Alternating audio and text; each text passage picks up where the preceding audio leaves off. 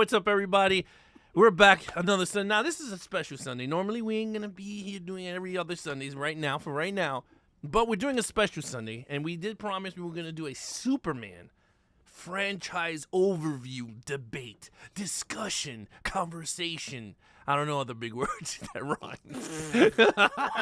But anyway, I'm your host, Alex Figueroa. My co-host is Nate from Nate Flix Reviews. So we have Ben. Ben is going to be joining us. He's in the green room waiting up. I want to say what's up to everyone that is live with us. Now I'm going to have Nate talk about some new features that is popping up on the YouTube channel. And I want to say thank you to everyone that's been supporting the channel. We've been hitting a big growth on the channel. And the more viewing we're getting, the more subscribers is unlocking new stuff that we never had for the past 4 years or whatever. So I'm going to let Nate take it over. But again, thank you so much for everyone supporting the channels on the 4K reviews or Nate's old movie reviews and all that stuff and in our live streams. But Nate, take it away. Yes, so you might notice if you're in the chat, there's now a little top fan little ranking thing. It says, it might say, you guys can let me know because I see it on my end, but you guys might be able to see it too.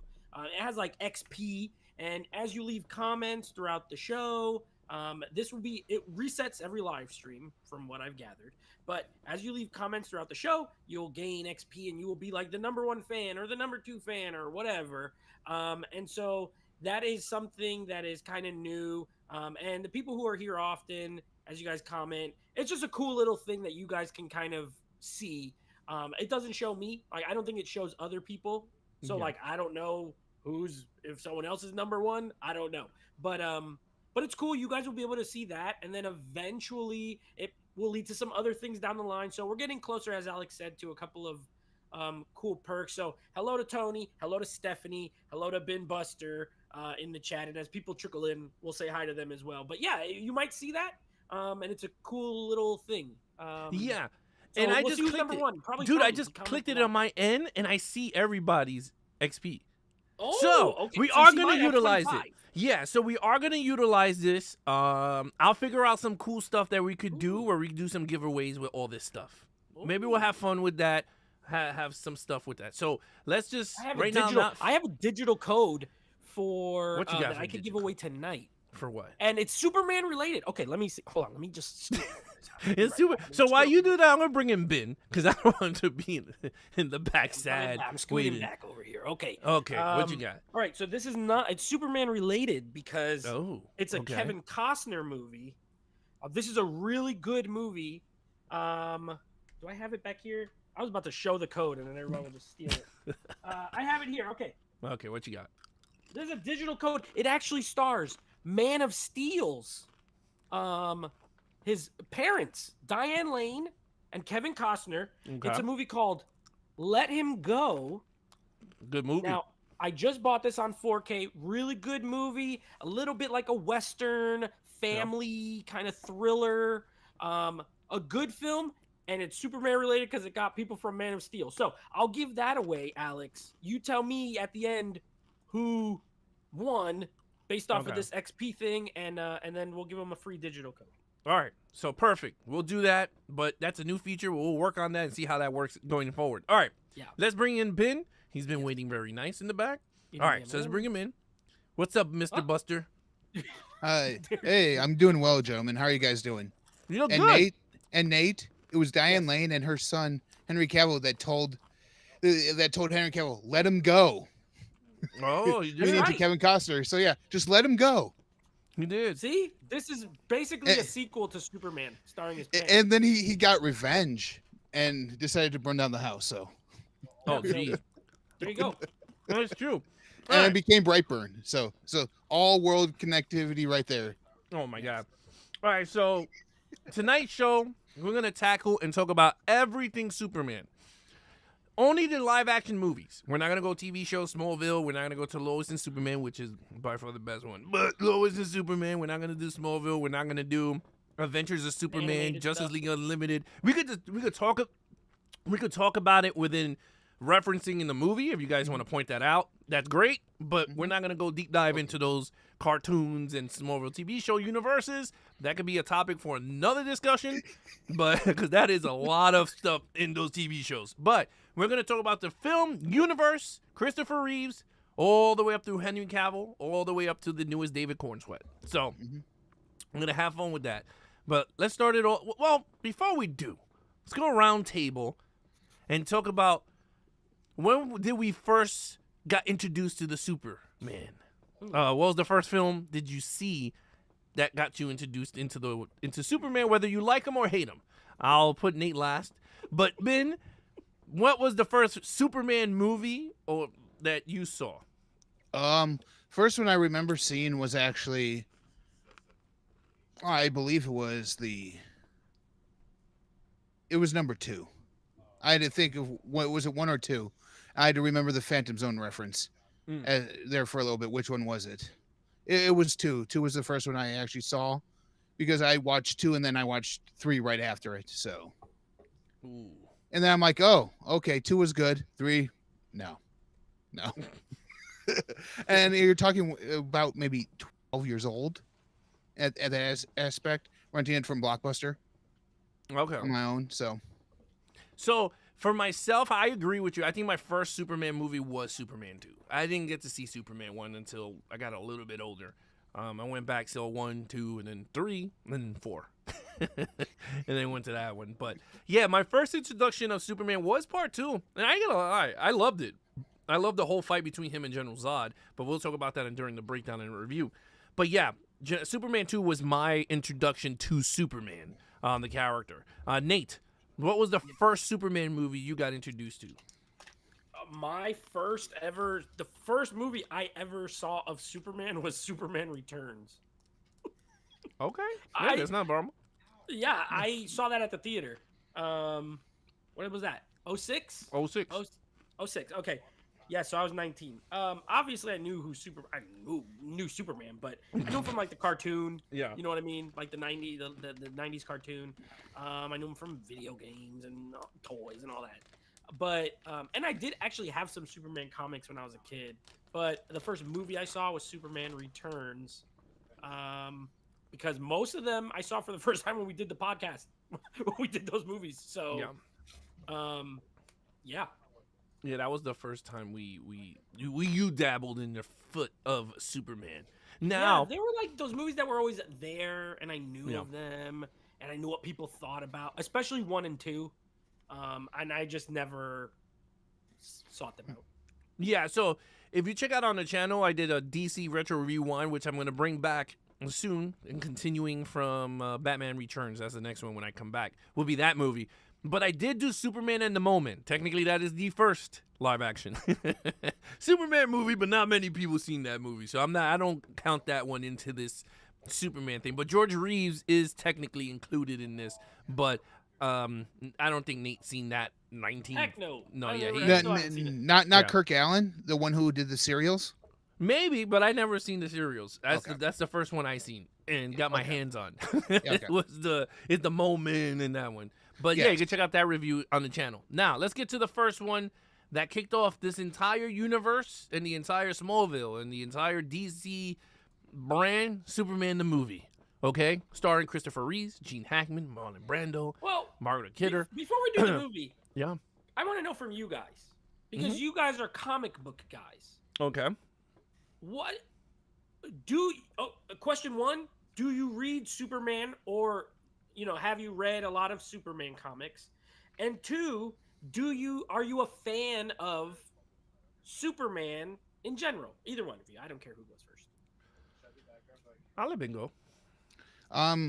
Honestly, not recently of Superman, except for the Absolute line, because that Absolute line by DC is just phenomenal. But I mean, I was an avid Superman reader in the late 90s, early 2000s, right when they had the big Death of Superman arc, like shortly before that. And so I'm like, you killed off Superman. I knowing then how big Superman was, I'm like, you actually killed off Superman? whoa, I have to actually check this out. And so, as a reader who wasn't really invested into Superman at that time, got invested within the next year and a half, because okay, I want to see where this is leading to. What's going to happen? And then they tease the reign of the Superman, which brings us John Henry Irons, Cyborg, Superman, the Eradicator, Superboy, the Connor Kent. It brought Connor Kent into the picture, and it was fantastic. It could be like, okay, you can't. DC's like, we need a Superman, but let's do these people who are inspired by Superman. And I mean, that was my first foray into Superman, and wasn't usually a big fan. He just never. I was never drawn to him, but that was the arc that drew me into Superman. But like I said, after that, I really kind of fell off. Read All-Star Superman, read the big graphic novel stuff, Red Sun, stuff like that. But beyond that, it just not the weeklies. Okay, and are you a fan of the character in general? Fan of the character in general, yeah. Okay. Because my favorite, Nate, my favorite character, if you don't know, it's like Alex is Batman. I love Batman too. Batman, and for me, Batman and Superman are the perfect duo because they're the antithesis of each other. Yeah. Batman's brooding and dark. Superman's all about hope. And so it's like they're complete opposites, which works very well together on the pages too. Okay. Yeah. And then Alex, read it. I'll keep it. I know a little bit, but like for people. I'll keep it short. In terms of Superman, I didn't read much of Superman's story. Like, I knew who he was, but in terms of me reading, I didn't read much of a Superman comics. I read more of a Superman in the Justice Leagues in comics because I enjoy Superman in the Justice League comic books. I'm not too crazy with Superman standalones. Now, again, my favorite comic book hero is Batman. I got all the comics and I read those things. But in terms of Superman, I'm more of a team up with Superman than a solo Superman. That's why it was funny because I don't know much of Superman's villains. I'm like, okay, I know Brainiac, I know this person, but then after that, I'm like, oh, okay, this is the movie. You're gonna have to let me know what's going on after this. But I do know like his origin and all that stuff, like every super. But in terms of that, I just pretty much enjoy the Justice League team up stuff. So yeah, to answer your question. Okay, so just for anybody that's wondering, I don't read comics and any of them. But as far as comic book characters, Superman is like not one of my favorites. So I wanted to say that so that everyone who's watching this can be aware. There's all levels, right? Like you have diehard Superman fans and you have people who are not fans. And I feel like when we're talking about these movies, you're going to get a little bit of everything as far as maybe you'll relate more to Ben's opinion because he might like him a little more, or Alex's opinion, he might be more in the middle, or me, who is not a huge fan but maybe likes a specific movie. There's no bias. Like, I don't hate Superman, but he's not like my favorite character by any means. I don't seek him out. He's not one that I'm like, oh, they're making a new Superman, I'm hyped. But I've seen all these movies. So we'll just give you a take. And Scott and Robert are here. What's up, guys? Hey, if you scroll up, there's a new thing with the chat. You might see little crown thing and XP. We're giving away a digital code tonight. So participate in the chat.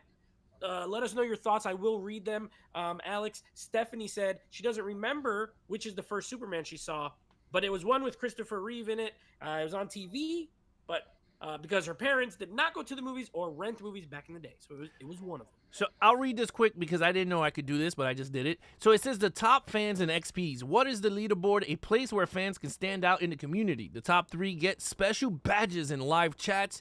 It resets every stream so you can always try again. And me and Nate are going to talk after this doing some giveaways because of this stuff live. But anyway, how do you do? It says you need to collect experience points or XP, and here how do you get them? Send live chat messages, send super chats and super stickers. Now I don't know if we got none of that stuff. Maybe that's, but it says you got to do that, and we're not. We'll talk about super chats participate. We'll read them as we go. Yeah, but there will be a winner tonight. I'm just letting you all know. There will be a winner. But I will say this with Superman before we get going. Yes. He's not even my top 3 superheroes. on my list. Like, if I had to put a list up of my favorite superheroes, he's not even top 5. I'm not even.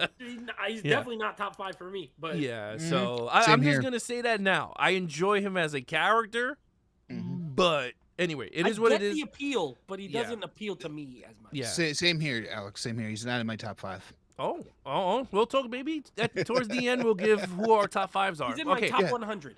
Top 100 DC. I don't read that much comics. Somewhere in my top 100. Yeah. All right. With that said, let's get going with the 1978 Superman. Richard Donner director. We got Christopher Reeves, a young 28-year-old Christopher Reeves, I think 26, 28. I think he's super young in this movie. But anyway, super young Christopher Reeves. We got Margaret Kidder. What? I keep getting Margot Kidder. We got Marlon Brando. We got a lot of good people here. So with that said, Ben, take it forward. What did you think? Just a quick review on Superman 1978. You liked it? You hate it? What you thought of it?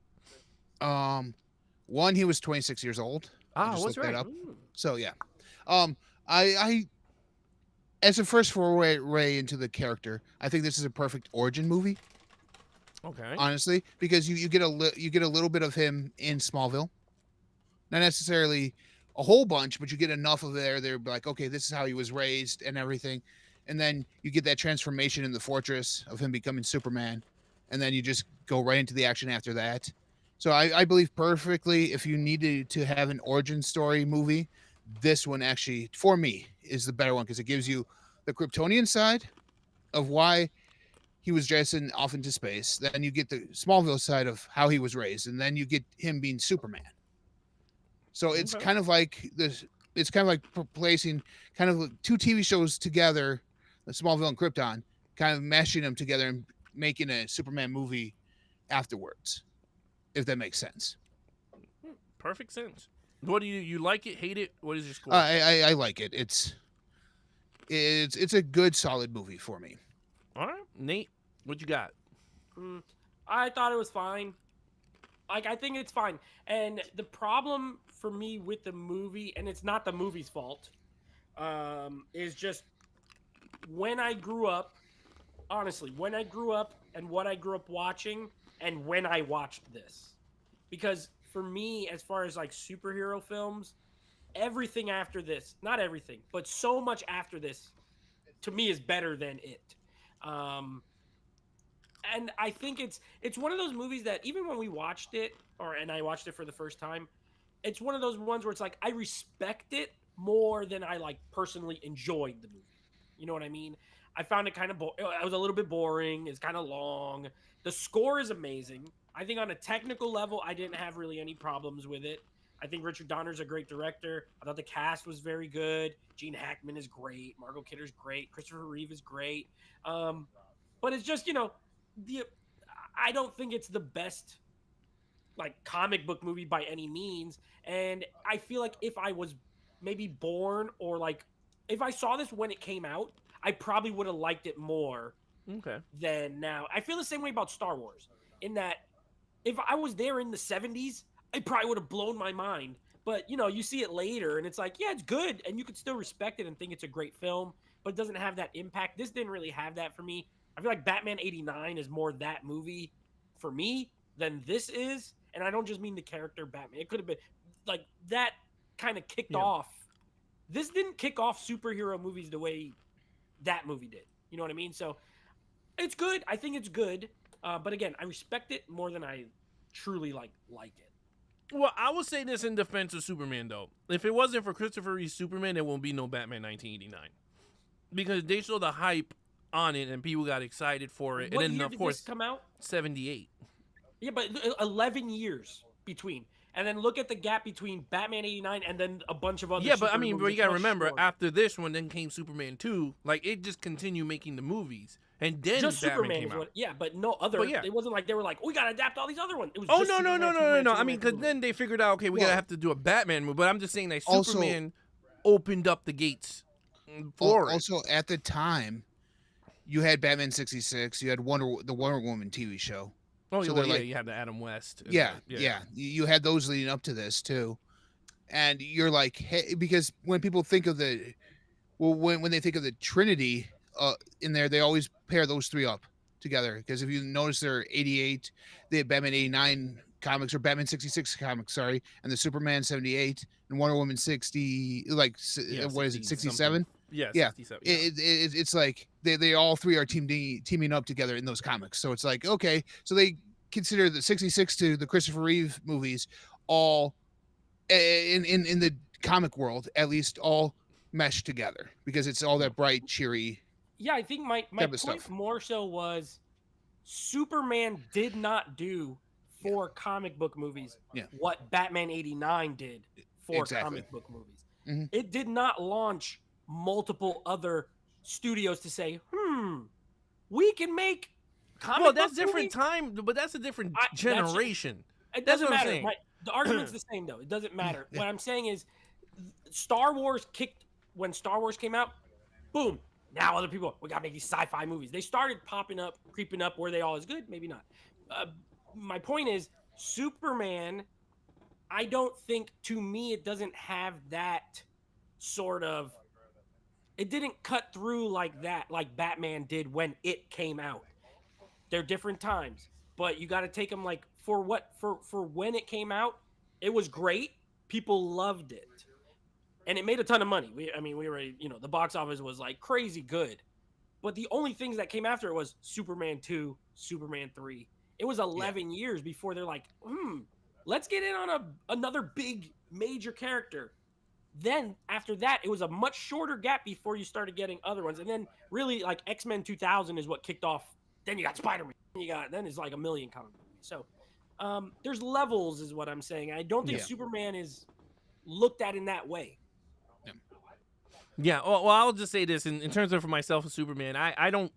Superman 1, I even rewatching it, I wasn't too crazy about it. Like, I think Christopher Reeve is the best Superman. I don't care what anyone says. He is a If I would put the top 3 superhero that look like the actual superhero, I'll say Christopher Reeves as Superman is by far none the character you would think when you see Superman on screen. You go, oh shit, Christopher Reeves is just so iconic. Yeah. Like, it doesn't even matter what generation. You could be 2040 from right now. Everyone goes, oh, Christopher Reeves, regardless of whatever it is. So his impact, I agree, as he doesn't. His impact in terms of the film genre, like he didn't kick off all this, but his impact as the character is generational. And even when he was paralyzed, they still called his ass Superman, which is it was just a big thing. But yes, this movie was $55 million budget and it grossed $300 million. Yeah. So in 1978, so that's a lot of freaking money in 1978. I mean, that's probably close to $1 billion. Yeah. Now. It could have been the first $1 billion Superman movie if you really think about it. I bet you if I do with my inflation calculator, it's very close. It could have been. All right, so then after that, part 2 came out with General Zod. That was like 1980, 2 years later. Christopher Reeve's 27 years old, and you can see it. All right, so General Zod. He looks 1 year older. He looks 2 years older. All right, Ben, what do you think of Superman 2? I kind of like the fact that it's a continuation of 1. Like, it follows the Zod scene that we saw in the Krypton and brought that back in here. So it almost is like they planned 2, right? Like, surely either right after they saw the success of 1, or they were planning it as they were doing 1. Because it's just too congruent of a movie with the first one following suit to say, hey, we planned this like about a year and a half later and filmed it and released, or a year later and released it a year later, 2 years later. No, it seemed like it was like almost written or in concept to be a sequel when it was first I think made. Richard Donner got fired in this one. Didn't he get fired halfway through the making of Superman 2? Yeah, they were like creative differences. Yeah. Yeah, so you enjoyed Superman 2. Yeah, I enjoyed 2. To me, it showed Superman in a different light, whereas the first one, he was pretty much taking on Lex. This one, he's taking on someone with the same power level. So it shows you that Superman is not just beating up on poor, defenseless humans, but he can beat up on poor, defenseless aliens, too. Okay. All right, Nate, what do you got? Superman 2, 1980. So all I knew before seeing this was that everyone told me this was the best one. Like, all I remember here was, oh, Superman 2? That's the one with General Zod. That's the one that they fight. Like, and I'm not Alex. I'm saying, like, in general, this is what I remember before seeing them was Superman 2 was kind of the more popular amongst, regular people. I didn't think it was better than one. I thought it was okay. I liked General Zod. Like, I liked Terrence Stamp. He's really cool. It's fine. I think one is slightly better, but two was not terrible. It doesn't get terrible at this point. It's still like pretty good. Yeah, I didn't like two. Like, I rewatched it, and I remember I was like, oh, it's okay. I remember as a kid, I was like, this is my favorite suit. And then after I rewatched it, I was like, oh, hell no. Like, this is not. Like, I was bored. I was like, oh, my God, why am I bored? Like, I don't want to get into, like, plots, whatever, but I always remember, and it pissed me off. And then when I watched it again, I said, oh, hell no. My man decided to give up his powers, and the minute he did that, General Zod landed on Earth, and he needed to get his powers back. I was like, well, what coincidence is that? It's like getting hit by lightning. He got hit lightning twice. He gave up his power for the love of his life, and then General Zod comes out. Planet Houston. It's stupid. But anyway, yeah, I wasn't too crazy. So this movie was $54 million budget, and while it was a hit, this did not do more than the first one. This only made $216 million in the box office. So I don't think a lot of people wanted this sequel or liked the sequel. It made almost 5 times its budget. So, yeah, it was a big hit, but you're right. Not as good, not as much as the first. And that's what I mean. Maybe, did this have, like, you guys might know, I don't know. Did this have, like, a second life? Like when VHS came out or something, that all of a sudden people were liking it? Because maybe if it made less, I don't know why everyone liked it so much better. Maybe it could see in the well, it could because it was TV reruns, a lot of TV reruns. So that's where I saw it was on the TV. I didn't go to theater or VHS. And then I guess it got shelf life with the VHSs.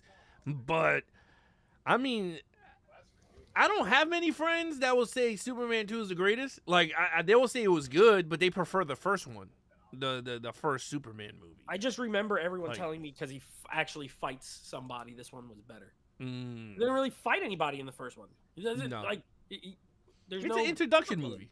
Pretty much what it is. Yeah, a Tony movie, Chappie gives 1 and 2 both 9 out of 10. Oh, wow. Okay. All right. Well, I mean, that's impressive box office considering it was coming out against Empire Strikes Back. Oh, could be the reason why it's low. Yeah, Blues Brothers, Airplane. So. Oh, Blues Brothers. I would have been there. Blues Brothers. Oh, this was better than Blues Brothers. Superman 2 is better than Blues Brothers. No, I know. I'm just saying. Your mic. I'm just trying to give an overall picture of what was out at that time. Oh, you shouldn't have said Blues Brothers because now he can get me tired right now. Yeah. Okay, well, 1983. Another Superman movie came out. Now, this time it's with Richard Pryor in this film. 1983 Superman came to theaters. So I think we all agree this is a piece of crap. I don't even know. I mean, going towards this, but I will say this. This movie was an $80 million budget? But no, worldwide. Whoa, box office? Yeah, it was $80 million. What was the budget? I'm gonna look it over right now. 79 million. 39 million. Okay. 30. So still not great. It doubled, but I mean, yeah. You're coming off of one, like the first movie made almost 6 times the budget, the second one 5 times the budget, and this one just over 2 times. So this is a sharp decline. It's a super sharp decline. I mean, going forward from here on in, we're gonna all agree that. Can you guys tell me? Because I didn't rewatch any of these. Is this the one with Bizarro? Yes. Yeah, I hated this one. I did not like this movie. It was very stupid. Is this the one with the computer lady? Yes. The lady that goes in the computer. Okay, you see, I permanently remembered a couple of things. That way, I would not watch it again. Yeah, it's with Richard Pryor. He makes a supercomputer, but he didn't know it's to kill Superman. Well, and then the same guy who creates kryptonite using cigarette ingredients. Yes. Oh my gosh. Okay. All right. I don't have much to say. I'll let you guys take it over. I hate this one. This one's Well, not. that's why Superman became Bizarro, is because when he put the cigarette ingredients in the kryptonite and gave it to Superman, he became bad. I remember that, and I was like, "This is so stupid! Like, who thought of this?" But yeah, no, that movie was that. Was that movie? Anyway, we'll just keep moving along. Yeah. Let's This keep next one's going. gonna be even shorter. Superman 4, 1987 was budgeted at $17 million, and it made a worldwide of 30. So again, the trend is it still made double the money of the budget. But with this one, I kind of enjoyed this one more than 3, and that's just to say I enjoyed it more than 3 because Gene Hackman came back. So I kind of enjoyed this one over 3. 3 is just garbage. This one was okay. It had some cool parts. I still say him walking into the United Nations, giving that speech, I thought it was dope. I don't know why. You see Superman walking down the United Nations, and everyone's standing up, and they were like, "You can't say a speech. You need a country to back you up." And then everyone raised their hands, and he was like, "Thank you." I thought that was cool. I don't know why. As a kid, I was like, "That was a beautiful speech." I remember that part. And then Alex wrote it down, and then he gave that speech in speech class at school. I should have. Alex is like, I'm gonna learn this. I'm gonna learn this beautiful speech by. It should be up there with the speech from Independence Day. The president's speech. Look, that's our Independence Day. But yeah. So, Nate, what did you think of this? We'll go quick because I know you hated this with your Is this the one where? Nuclear Man. Yes, but is this the one where he takes the little bricks and he's like, boop, boop, boop, boop, and he puts all the bricks back together on that? Yes, in China. Yeah. Yes, Oh, when he's this giving one's the worse. eye. This one's worse than part 3. This is the Yeah. Canon Films one. Yes, And the Canon it looks, films. Yeah, and it looks like it costs $10 to make. Mhm. It is horribly cheap. The only good thing about it, I agree with you. I kind of liked that part. I think Christopher Reeve is better in this one than he is in 3. No. But I think this one's worse overall. Nuclear Man is horrible. He has powers powers that don't even make sense. They just make believe. It looks cheap. It's horrible. This is my least favorite of the original 4. Or maybe of all of them. I'm pretty sure. Yeah, Ben. I agree with Nate. You can't tell me that Ducky from 16 Candles is actually a major villain in this movie. He's Lex Luthor's cousin, isn't he? Well, no, he's Lex Luthor's nephew. Oh, nephew. Yes, Okay, nephew. yeah. Which is funny because he goes on to play Lex Luthor in the Arrowverse. Yeah, in the Arrowverse crossover, Crisis on Infinite Earths. Yeah, What? and actually did a good job there. He was pretty good. But yeah, like that was the only thing. It was like you created Superman. You created a villain for Superman out of a lock of his hair. Yeah, okay. No, but what makes it funny, not even the lock of the hair, because they take the hair, right? He puts it in a thing, right? And then you start laughing. My man took fabric and he started cutting fabric, like little pieces of fabric. Like he was just doing this and it made an entire suit. When I said, this is some shit. Like, how did this thing get blown up into space, and space like literally knew where Gold and Black was gonna be in the suit? It actually was like, space was the designer, man. But You know no, what's kinda you can't crazy? pick it up. You guys saying that about them making a villain out of his hair? I mean, that happens again in a later Superman movie. So I mean, is it that crazy? I didn't even realize that. This Yeah, but you happened really then. don't know how. It We'll doesn't- talk I'm about it, just but saying, you it's kinda really funny. don't know how. Like, Lex has his ways, but this one was stupid because he put it in like in a lunchbox. Yes, yeah. No, of And- course. and- Well, you know, it's And then they put it, and then they attach it to a nuclear warhead, and then you saw it go into space and blow up, and then he comes into a And- fetal. And remember, he had his voice. Oh yeah, Gene Hackman had to redo the voice of Nuclear Man. But You that's- have my that's What voice. happens when your budget's $11? You know what I mean? Like, you- Oh, I totally get it. Honestly, I think the character of Nuclear Man would have been better if they had Christopher Reeve play him. Kind of going back to 3, kind of like the Bizarro, but here he is completely different suit, completely different character, just playing that rather than have somebody else. I mean, it could have, but we still had that best scene of Christopher Reeves, and I felt like it was like not. Yeah. It just sounded so bad acting when when what was it? Nuclear Man goes, "If you don't give me what I want, I will hurt people," and he was like, "Stop! Don't hurt the people."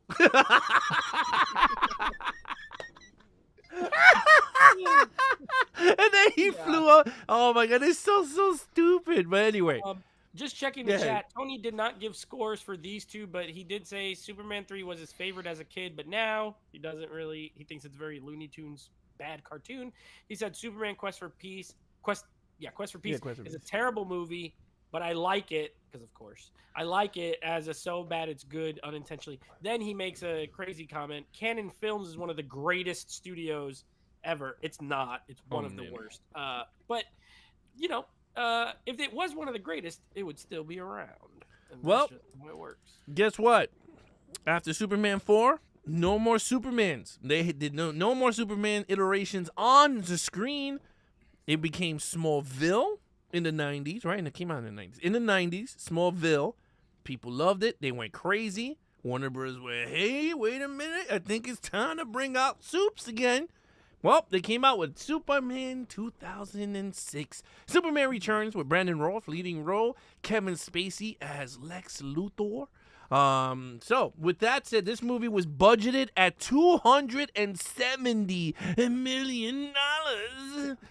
Yes, $270 million. And it grossed a worldwide of $391, and it flopped. This is what you call a flop. And this is what I get so freaking mad at. Because I'm like, give me a budget of $60 million, and I bet you I can put together a Superman movie. I don't need more than 100. But anyway, 270, gross 391. Ben, what did you think of Superman Returns? For those of you that don't know, listening out there and watching, this actually was supposed to be the sequel to 2, completely ignoring the events of 3 and 4. Okay. So this is actually a sequel, supposedly a sequel to Superman 2. Yes. Which, and I hated they never once, even in those other 2 movies, as this was a sequel to it, never did the whole child thing. I didn't really care for that. I think Kevin Spacey as a villain is probably one of the better things in here. I gotta say, Brandon Routh was better later on as Superman than he is in here.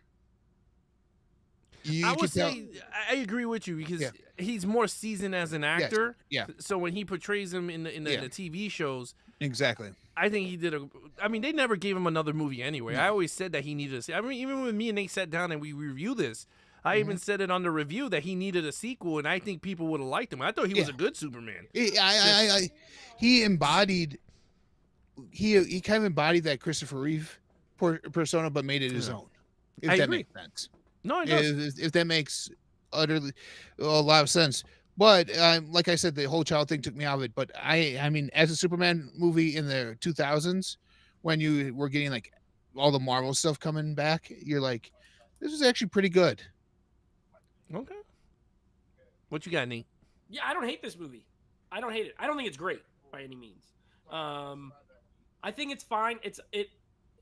I think the worst sin of this movie is it gets a little boring at times, and it's too long. It's like 2.5 hours. Yeah. And I always remember it being kind of long. Also, he fights no one. I don't know why they kept making these Superman movies where they're like Lex Luthor's the villain, and there's no one for Superman to like punch or shoot with laser eyes. Because you look at his rogues gallery, it's pretty much Lex Luthor and Brainiac are the ones that he fights almost all the time. Let's see Brainiac then, because I've seen Lex Luthor 5 times, and even in here, and we're talking 2006 with a budget of 200. You could do a lot at this point. A lot of other movies have come out. All the bunch of X-Men movies already came out. Spider-Man movies already came out. We've seen things. And like, I remember the big action scene of this is like he picks up a rock right? He picks up that big island, and then there's the airplane scene, which is actually really good. Yeah. The lack of action hurts this. But other than that, I think it's a fairly good homage to the Christopher Reeve Superman movies. Yeah, it's funny when I rewatched this movie when we did the podcast. I haven't watched it since because I've been waiting for a 4K for this damn movie, and they make every other stupid movies in 4K, and I will keep saying this, but Superman Returns don't get one. I mean, at this point, it's just like comical. But anyway, I like this movie. I thought it was a fun popcorn flick. I agree with Nate. There's parts in the movie that is a little bit boring. I was just like, oh, he didn't need the child, which I totally agree with you, Ben. But I'll say it to this day. Brandon Routh slaving Lois Lane with that plane is the best saving Superman sequence in any other Superman movies. I don't care what anyone says. It is one of the best shot sequences I think I've seen of Superman. It is so it's just so engaging because you feel like Superman is doing his thing. Like he's like, whoop, he rips the wing off and the thing is spinning and then he just flies really fast and then goes right into the middle and picks it up. Like I thought this is one of the coolest scenes. Other than that, I didn't like him picking up a whole planet of kryptonite. That was so dumb. It's just certain things that just lack for me in this one. But yeah, I agree. It's not the greatest, but I thought it was pretty cool. Oh, when he was getting shot with the machine gun and the bullet hit him in the eye, I thought that was dope. Yeah. I was like, okay, this is like.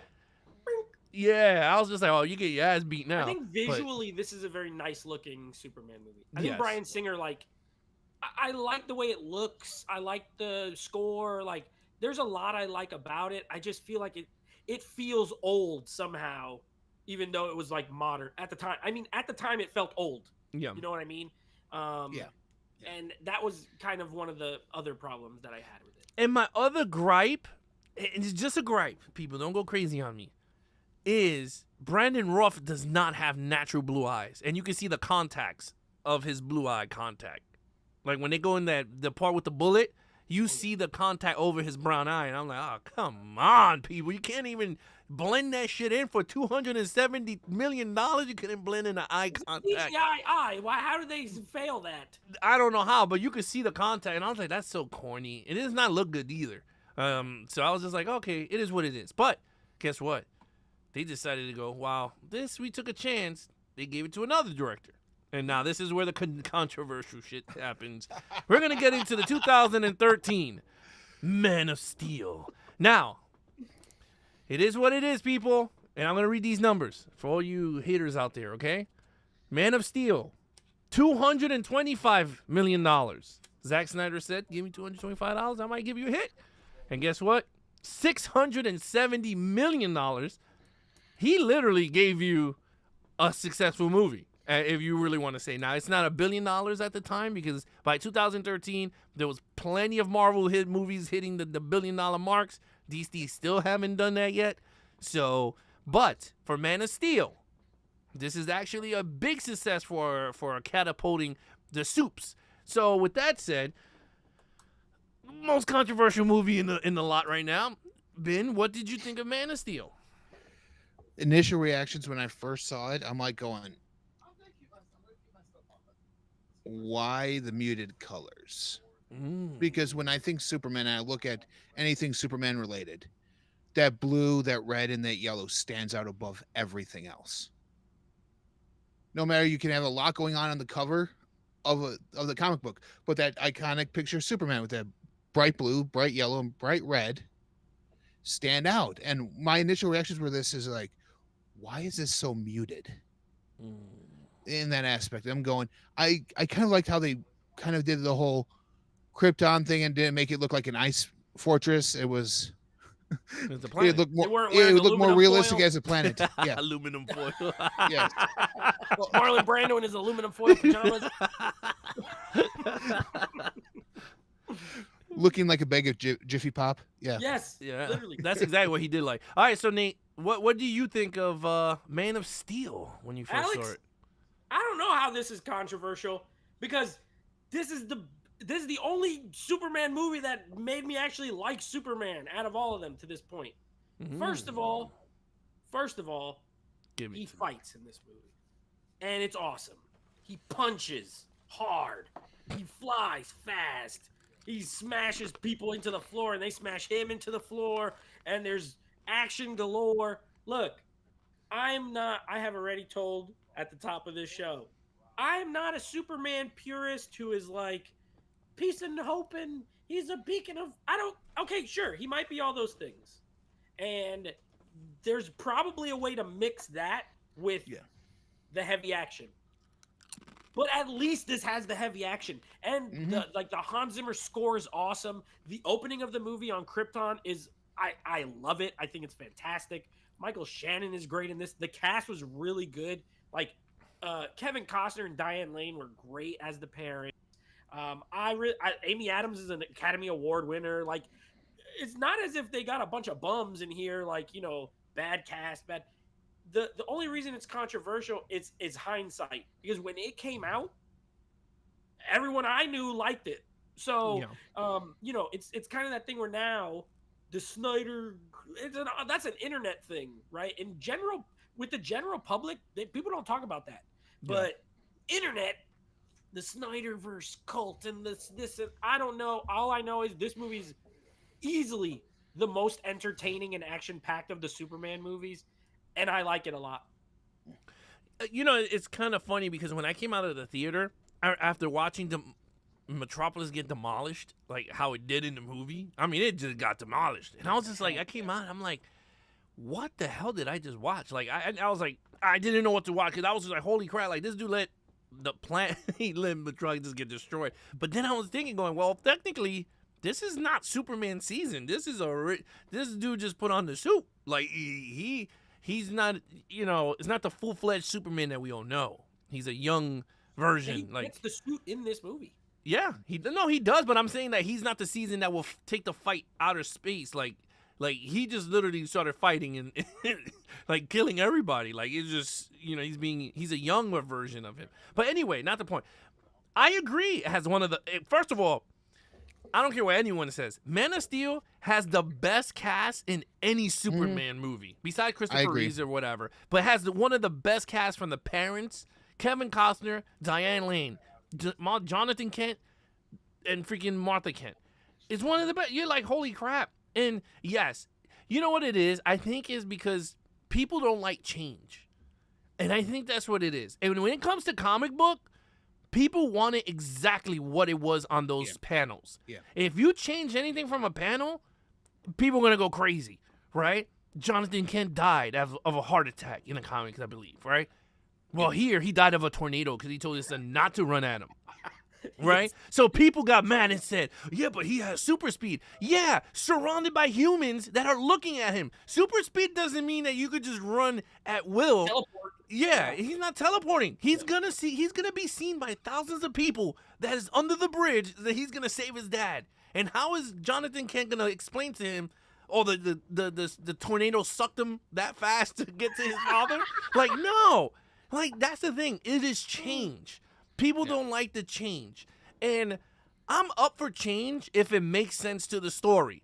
I always told people that. I don't care if the character was white and they changed them black. If he's a great actor and he puts a style to the character, like Jeffrey Wright as Commissioner Gordon, I remember that was a whole big thing. You got a great actor playing him. So, to me, I don't care. The Jonathan Kent scene, to me, I totally understood why they did what they did. Make it more realistic instead of a heart attack. Like, they changed it up a bit. Why not change it up a bit? It kind of worked. What happened if it was Diane Lane? And she says, no, don't get me. And then Jonathan Kent's the one that's alive. People go crazy. And they were like, oh, my God.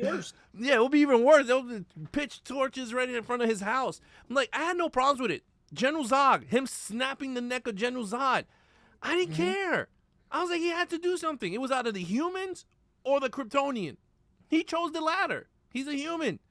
So he snapped his neck, and then he screamed. He was like, "Rah!" And I was like, yes, Soups. Snap everyone's necks. That's what I would do. I don't know. I agree with your point. I think this is a comic. It's an adaptation, right? Of someone's story of the character. Of a character. And this was not like using any specific direct storyline. No. That'd be different. Like, let's say if Zack Snyder came out, or whoever is making the movie came out and said, I am adapting this particular storyline, and then changed everything, I could see why. But it's not. It's a version. And I agree with you 1,000,000%. I'm cool with every comic book movie taking characters, doing a story. Will it work for everyone? No.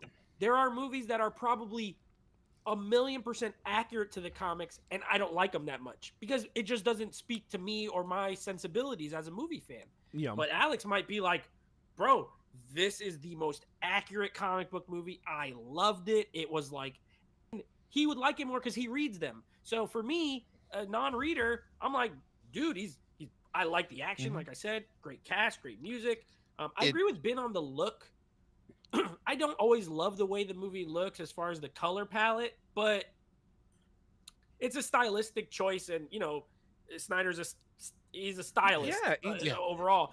I don't love that. I'm not saying I don't love it. I'm just saying. Sure. No, I understand. Think of the whole movie besides that. But that's what I'm saying. Like, I understand your reasoning. Like, you don't like the desaturated colors. Like, it is cool. Like, and that's your thing. But the thing is like the more you go into the internets and all the arguments and all over the place, it's like they're nitpicking story. It's like, dude, it's a story.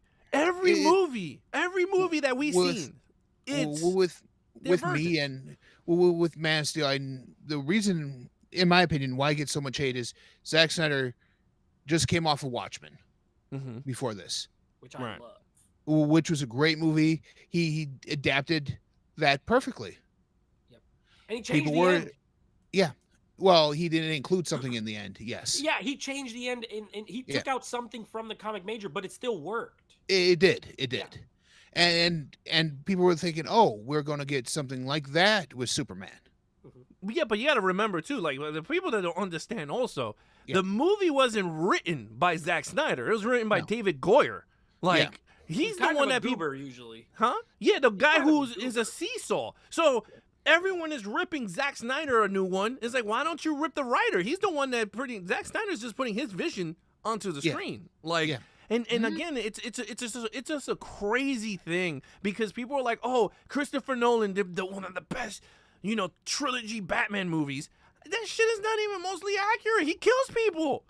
For a Batman, he kills. I mean, but God forbid Zack Snyder puts Batman with 50 calibers on his car. Everyone goes crazy. But what I'm saying with Man of Steel is it's a good rendition of the character. It's a brand new style, brand new try to jolt of electricity into it, I guess you want to call it. And when people say the whole Christopher Nolan Batman argument, he was a producer on Man of Steel. He also co-wrote the story with David S. Goyer and handpicked Zack Snyder to direct the film. Yeah, well, people don't want to hear that. Yeah, pretty much. But anyway. So if you're saying Nolan had the vision for that, who's to say he did not have a vision for where he wanted to see Superman? Oh, you're right on that. You like this movie or no? I love this movie. As an action movie, yes. As a Superman movie, yeah, I It like you said, it's a different take on the character. I'm all for different takes. I mean, I didn't really. My opinion of this movie changed after the Absolute comics came out, and they went with the whole darker story of Superman, which then I appreciated Man of Steel a little bit more. Okay. So it's not your favorite version of him. No, it's not my favorite, but is it one I will rewatch? Yeah. Cool. Okay. I love this story. I told Nate a bunch of times. I love this version of it. I mean, I'm a dark fuck, so I think this is a cool story. I saw this at the theater 3 times. That's what I'm saying. Like, let me tell you, Jor-El as freaking Russell Crowe is one of the best of the best. And the speeches that this brother is giving him makes me want to pick up a building myself. Like, follow me. Yeah, not even that. Like when he's standing in front of his son for the first time. And they're having that one speech man to man. I'm like, this is freaking, and people are bitching on this? Like, what the hell? Like, to me, that scene is almost as equal to how much you love that scene in Superman in the UN. to me Oh, that yeah. scene with Alex with just his loves father speeches. is I love speeches. I great. don't He know just loves why. speeches. If someone gives a good speech in a movie, Alex likes the speech. Same thing as a Rambo when he's making his knife in Rambo 4. He's like, killing is easy as breathing, and he's like, ping. I love it.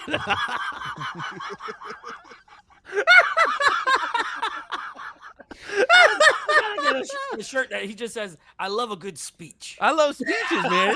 But you can't tell me, like, when you were sitting there, Nate, for the 3 times, when Three he's times. in front of his father and his dad is just giving him the speech, like, of all speeches, like, stay here, and he's teaching him the earth thing.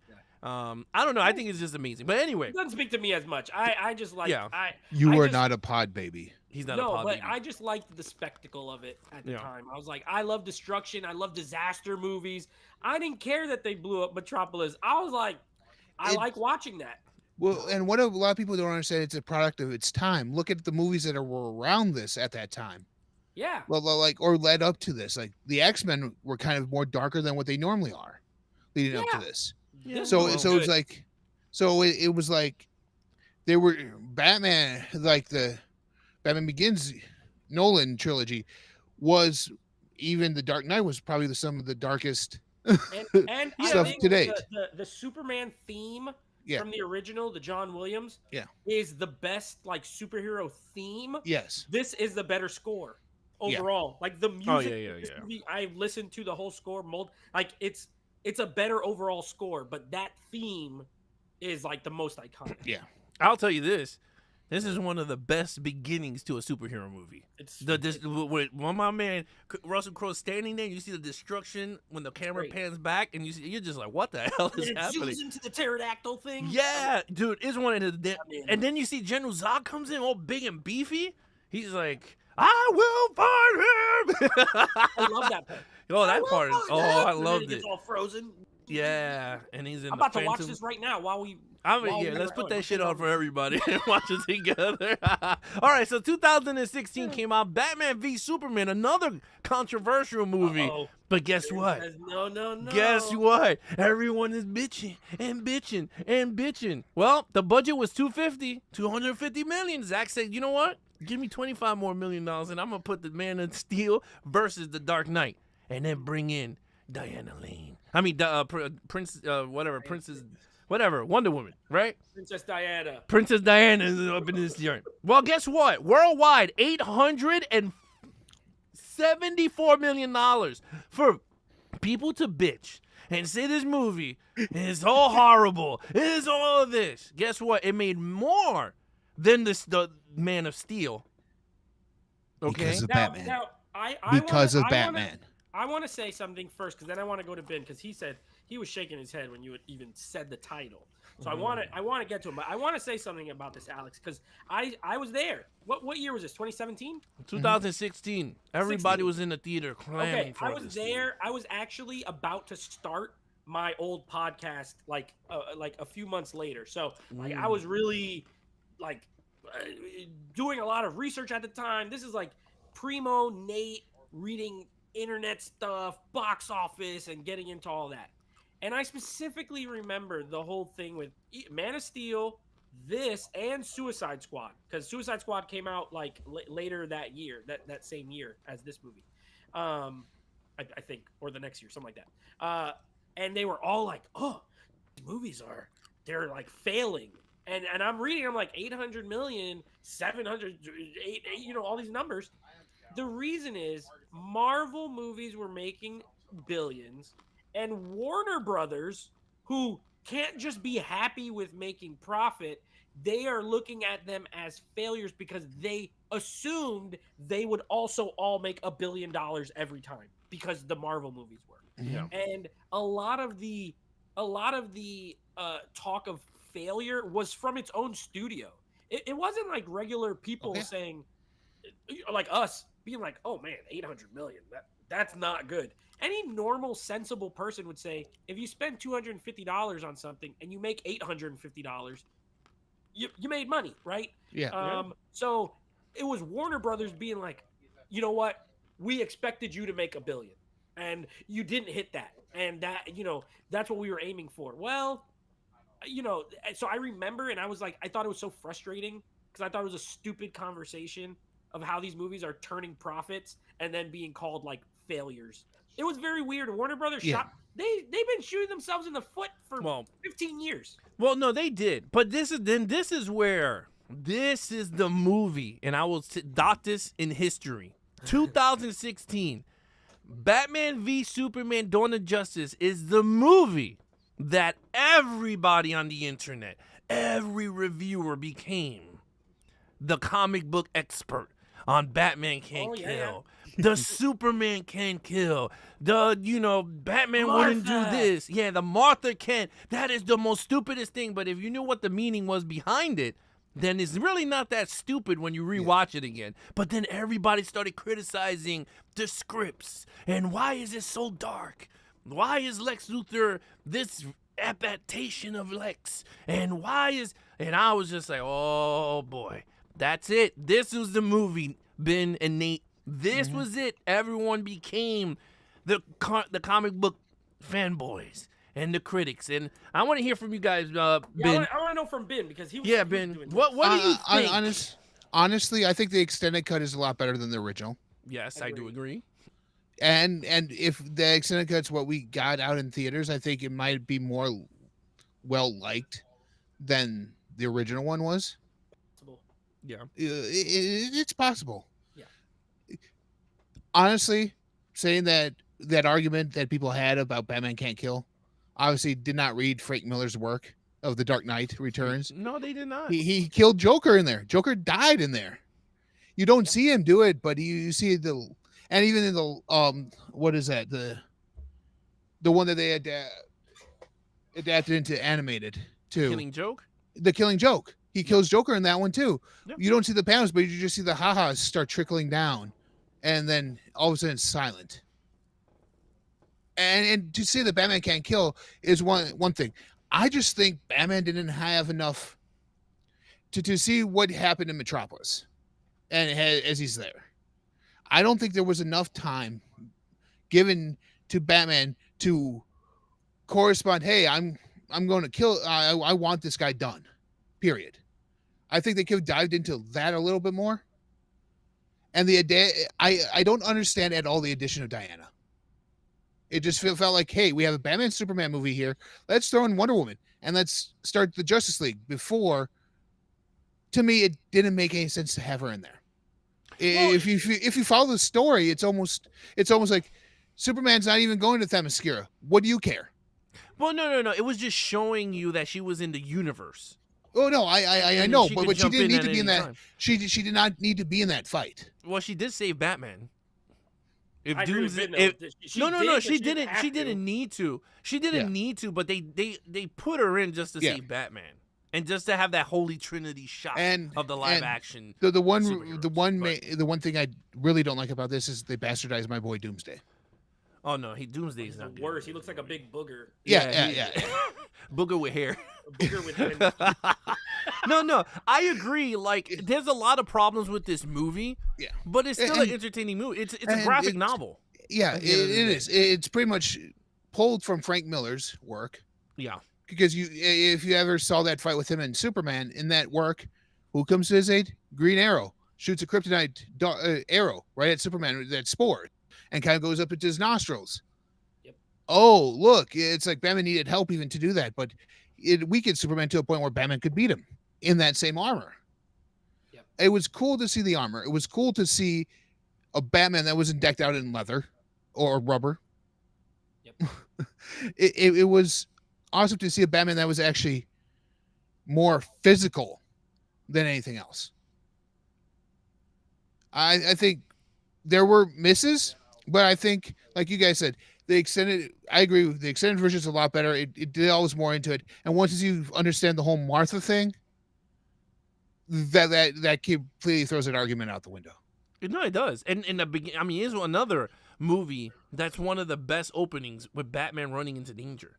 Yeah. Like, my man is just straight up like, he lands in Metropolis, jumps in a Jeep, and he starts whipping people. He takes off his suit. He's wearing a 3-piece suit. He takes off his suit coat, and he's running around. Yeah. In business attire. I mean, yeah, it is more of a Batman movie than Superman, But at the end of the Yeah. day, I still enjoyed it and I liked it. Yeah. Now, we're not including Justice League in this list, just for anybody out there, because there's two different Justice League. Zack Snyder's cut, and then you got the Josh Whedon cut. And we're not going to discuss that right now. I think the Zack Snyder's original cut is the best team-up movie I think I've ever seen on screen. Now, choices to everybody, but to me, I like it as a graphic novel with part 1, part 2, part 3. I love the breakdowns of that. But anyway, with that said, let's get to Wait, I didn't even talk about it yet. Real sorry. quick. Yeah. I don't got a lot to say. I did want to read the chat, though. Evan said BVS extended cut is where it's at. Theatrical version had plot holes. This is where Snyder's style starts to drive me crazy. The cuts and camera movements, just not my jam, but the story was good. Also, Acres of Movies is here and said, I like your ranking and discussion programs. Thank you, Stacy. Yeah, thank you for joining us. Ask some questions that I don't even know the answer to, so I'm not going to answer. But as far as this movie goes, here's my problem with it in this regard on this stream. I love Batman, and this is probably the worst ever possible sequel for Man of Steel, because it doesn't even feel barely like a Superman movie. No. It feels like been mentioned where they're just trying to get all these characters in to set up. They were trying to rush the Justice League thing. They were trying to do what Marvel did in 8 movies in like 3. And so I don't like this as a Superman movie. I like it as a movie. Like I enjoy it because I like Batman. I think Batman's good in it. But I think it's, if you're saying like ranking Superman movies, this would be, it'd have to be low because he's not it. Yeah. He's not the main. He is a main storyline, but he's not the, and he should be. Yeah. I feel like when you're called, if it's your movie or you're the title, you should be the main thing in it. And having to split it was a weird choice, but I do like this film. So my question to you, gentlemen, is this: would it have done 800 million if it wasn't for Batman? No, because we saw what Man of Steel did with only 6. No, I don't. Well, think it depends on the villain. If it's a villain, you just say you get the movie you have here. Okay. Oh, just without Batman. Without Batman. Oh no. Nope. Because you got to remember, you got one of the greatest Batman scenes in the warehouse scene. This is also after all of the Nolan movies, and like I think 2 out of 3 of those made $1 billion. So like he's the bigger box office draw if you're talking in that regard. Which he is a draw anyway. I mean, numbers. He's one. Yeah, he's in terms of movies. I agree with Nate. That was one of my other issues was that it felt rushed to get to Justice League. Yes. I don't feel like it's Zack Snyder's fault. I think that was more people it's the studio jumping in the the studios. Anyway, with that said, let's have fun. Because now it's Superman. Superman. Okay. Oh, look, Pure Hangout's here. What's up, Pure Hangout? Hey, Derek, what's up? My biggest gripe is the first movie to be titled Superman, but it's a shared film. And Terrific sort of steals Mr. Terrific. Oh, he's talking about Superman, the new one. Okay. Hey, came just in time. Okay. New Superman, 2025. Hit theaters. Yeah. Now. We saw it. Oh, yes, we did. Yes. Ben, you saw it, right? You saw it the day of? You guys both saw it before me. That's crazy. That's true. You're the one that see it before me. Well, the thing was, my wife wanted to go see it. She's a big Christopher Reeve fan. Okay. Superman fan. And she wanted to go see it. So we both were off of work by 3 o'clock that day, and the next showing was at 4:45. She said, so like, did why don't we tell her, like, honey, you know Christopher Reeve is dead, right? Well, he's not in this, right? Yeah. Yeah. Well, because she watches Man of Steel, because she will watch them all, but she doesn't care for Man of Steel. Sure. At all. So it's like, so I'm like, fan of babe, the Christopher Reeve style Superman. Yeah, gotcha. She's the fan of the Christopher Reeve style movie. I'm like, if that's the case, you're gonna like this. Okay. Well, that's why I went early, so that way she could actually see it. Because if she didn't see it, I would have saw it early, and she would have been like, "Hey, why did you see it without me?" Because I've done that before. I've just seen some Marvel stuff. Well, I wanted to see that. Well, you never told me you wanted to see it. So did you see this in IMAX, Ben, or regular? Or regular. Okay. So I saw it IMAX. My IMAX theaters in Chicago, and I'm not just driving an hour Absolutely not. No. to go see a movie. Don't worry about it. You're not missing much. Regular was probably fine. Yeah, don't worry about it. You This gotta- guy's not like this, but you're good to go. No. My screen was actually in my local theater. It was actually their XD screen is what they call it. So it's like a 8K screen and everything. Like so a Cinemark. yeah, kind of like a Cinemark. Yeah. Okay, so new Superman hit theaters. New color palettes, maybe more towards the Richard Donner era of Superman. The Superman Returns with Bryan Singer directing. Now we got a new suit, which is combined by 4 comic book iteration suit of Superman, which James Gunn did confirm. There's 4 different styles in the one suit, which I thought was dope. I'm not gonna run through them because I don't have that information in front of me. But I will confirm it was. Oh, Kingdom Come because of the logo. The new 52 because of the collar and the lines. Collar and lines. The trunks were because of the original Superman. Trunks. Yeah, and then the last one was the cuts of the boots and the yellow emblem on the cape, going back to also the original concept of Superman. Bingo, bango. There you have it. There you go. Good work there, Ben. Good work there. Now, let's go around and give our thoughts of the new Superman movie. But again, we got Guy Gardner, we got the Lion King, we got Green Lantern, Lion King, we got Mr. Simba, Terrific, we got Mufasa, Mr. Terrific, Star-Lord. Star-Lord. Yeah, they're all in this. All right, so Ben, what do you think of this movie? As a comic book movie, Okay. Oh, it's no, it's a comic book movie. It's a good comic book movie. You feel like you're in a comic book. Okay. You feel like, and I enjoyed the fact that you get right into the action. Okay. That you're just, here's the action. You're right there already into the world. And it makes sense that I love the fact that they had a world that already exists with all these heroes. And it's not Superman being the first one in his world. Kind of like what we've gotten with the Christopher Reeve one, kind of like what we got with Man of Steel, or they're kind of hinting at. Superman was all by himself. Here he now is in a world that has other superheroes and other super beings. And I loved the Kents. I think having both of them alive and at that age is awesome, because it's like, yeah, you can have him die when he's a teenager, but here he is now an adult, gone through his entire formative life with both parents. Okay. And you can see how that made him the man he is as well, and how how he cares for humans, and how his love for humanity and his love for people around him come from his parents. And you can actually see that in here. I think, honestly, for the cast, I think it's perfectly cast. Nicholas Holt's fantastic as Luthor in here. I kind of like that we actually kind of have a Luthor that is actually more comic accurate than any other portrayal we've had up to date, where he's just, I'm getting Superman at all costs. Like, for those of you that don't read Superman comics, that's Luthor. What you see in this movie is what Luthor's underlying sense is all the time in the comics. Here's a superpowered alien that's come to Metropolis. I'm just trying to save humanity, even though I might be doing it the wrong way. I'm just trying to make sure my city doesn't get destroyed and these people are safe. And I besides that, yes, you can say all you want about all the other characters in there. You have to have other characters in there if you're just going to jump into a world where Superman is not just the only superhero. Because if you didn't have Guy Gardner, if you did not have the Justice Gang in there, how else would you, besides showing it on TV, how else would you show that there were other superpowered beings in this universe? Even with the Engineer and Ultraman.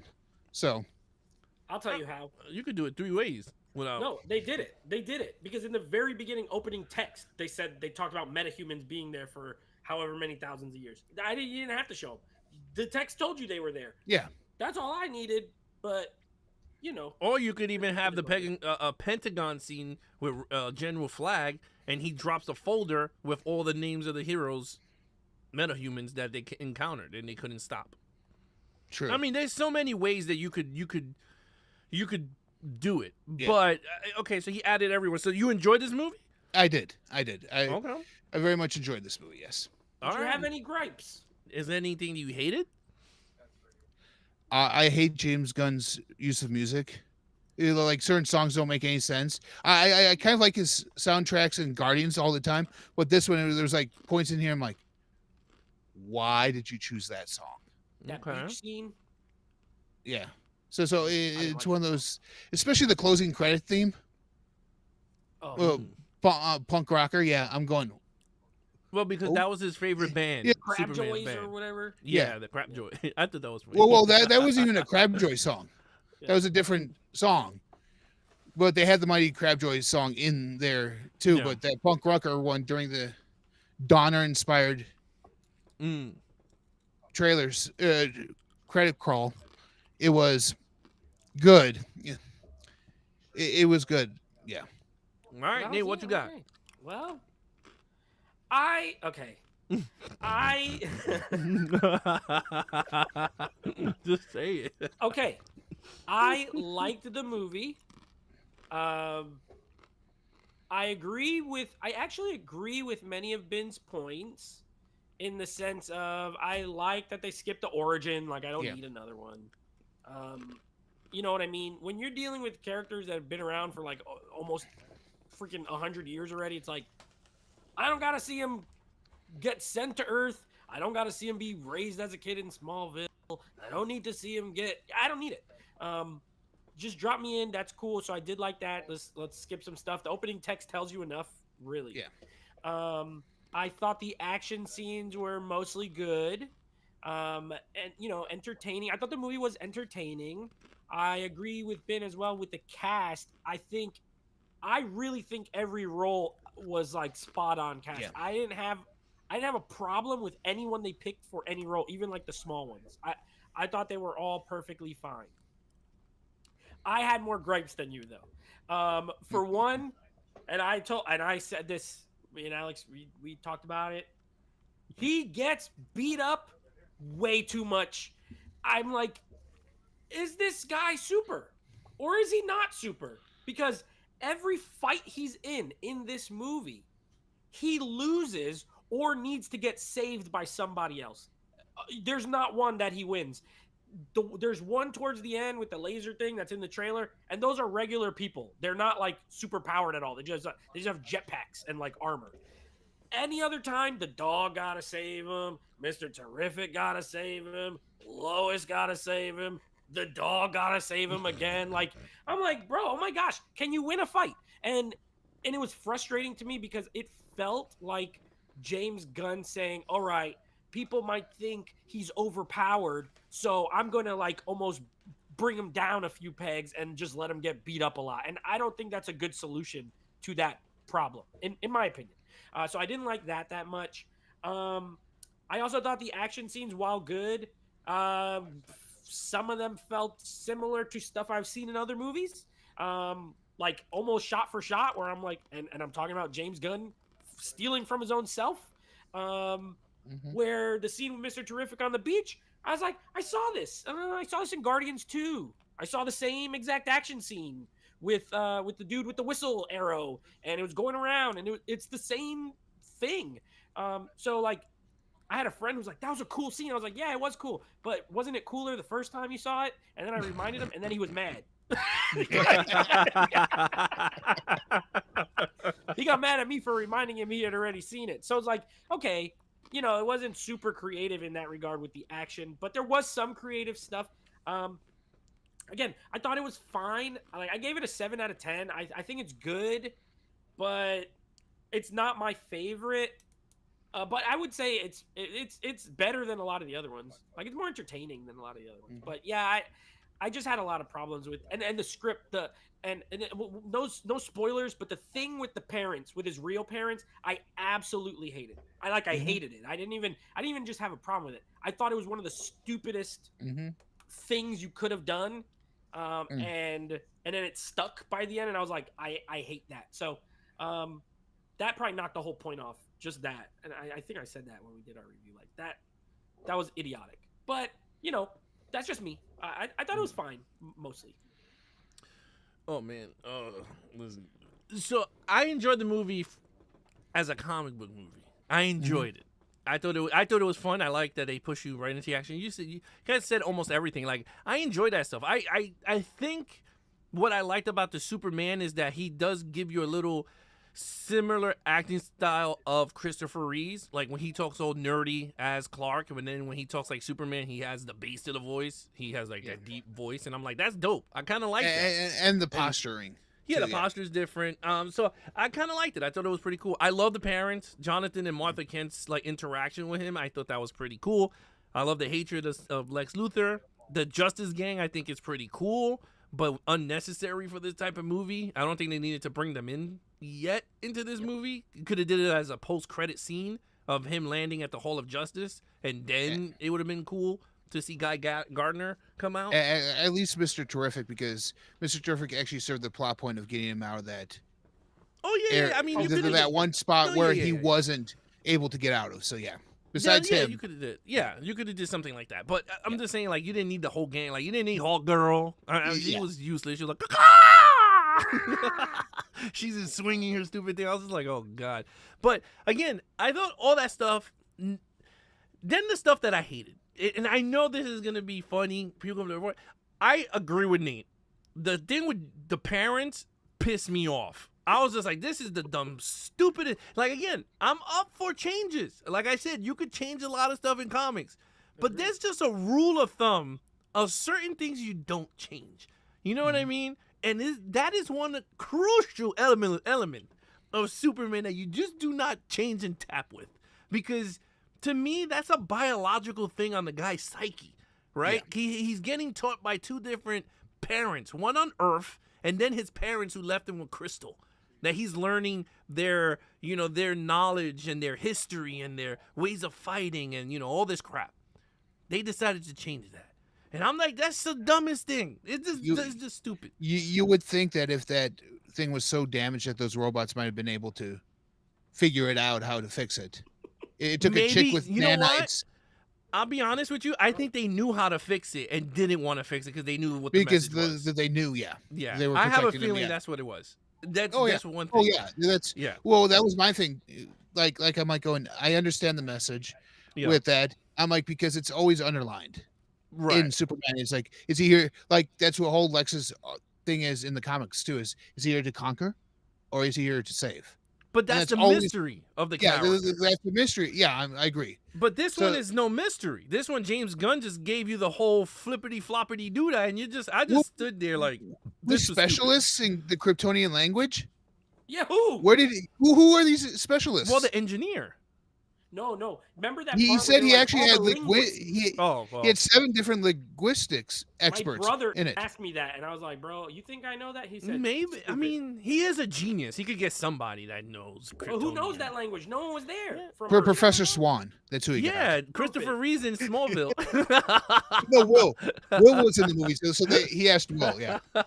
Maybe the linguistics in the next movie would be Tom Welling. That would be a cool cameo if he's or Brandon Roth too. Or Brandon Roth. Yeah, you could do one of those guys together as professors.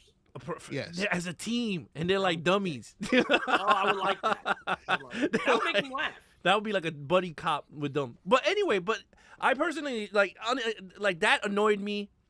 Superman, all he did in this movie was hold up stuff. Like, that is all he did. Shoot lasers, but he held up buildings. He held up the stupid monster. Like, I was telling Nate, we were talking, and I was just like, he had no heroic sequences of saving somebody. Besides the little girl you saw in the trailer, and besides the lady almost getting squashed by a building, but there was, like, no epic scene that you're just like, wow. Like, this is an amazing sequence of an event. Yeah, real quick. Yeah. And Derek says, still not buying the second part of the message was legit. Still think it's we'll learn that it was altered. Can't trust anyone that's legit, that's bankrolled by Lex. True. Then he says Terrific didn't actually see the message, so he didn't.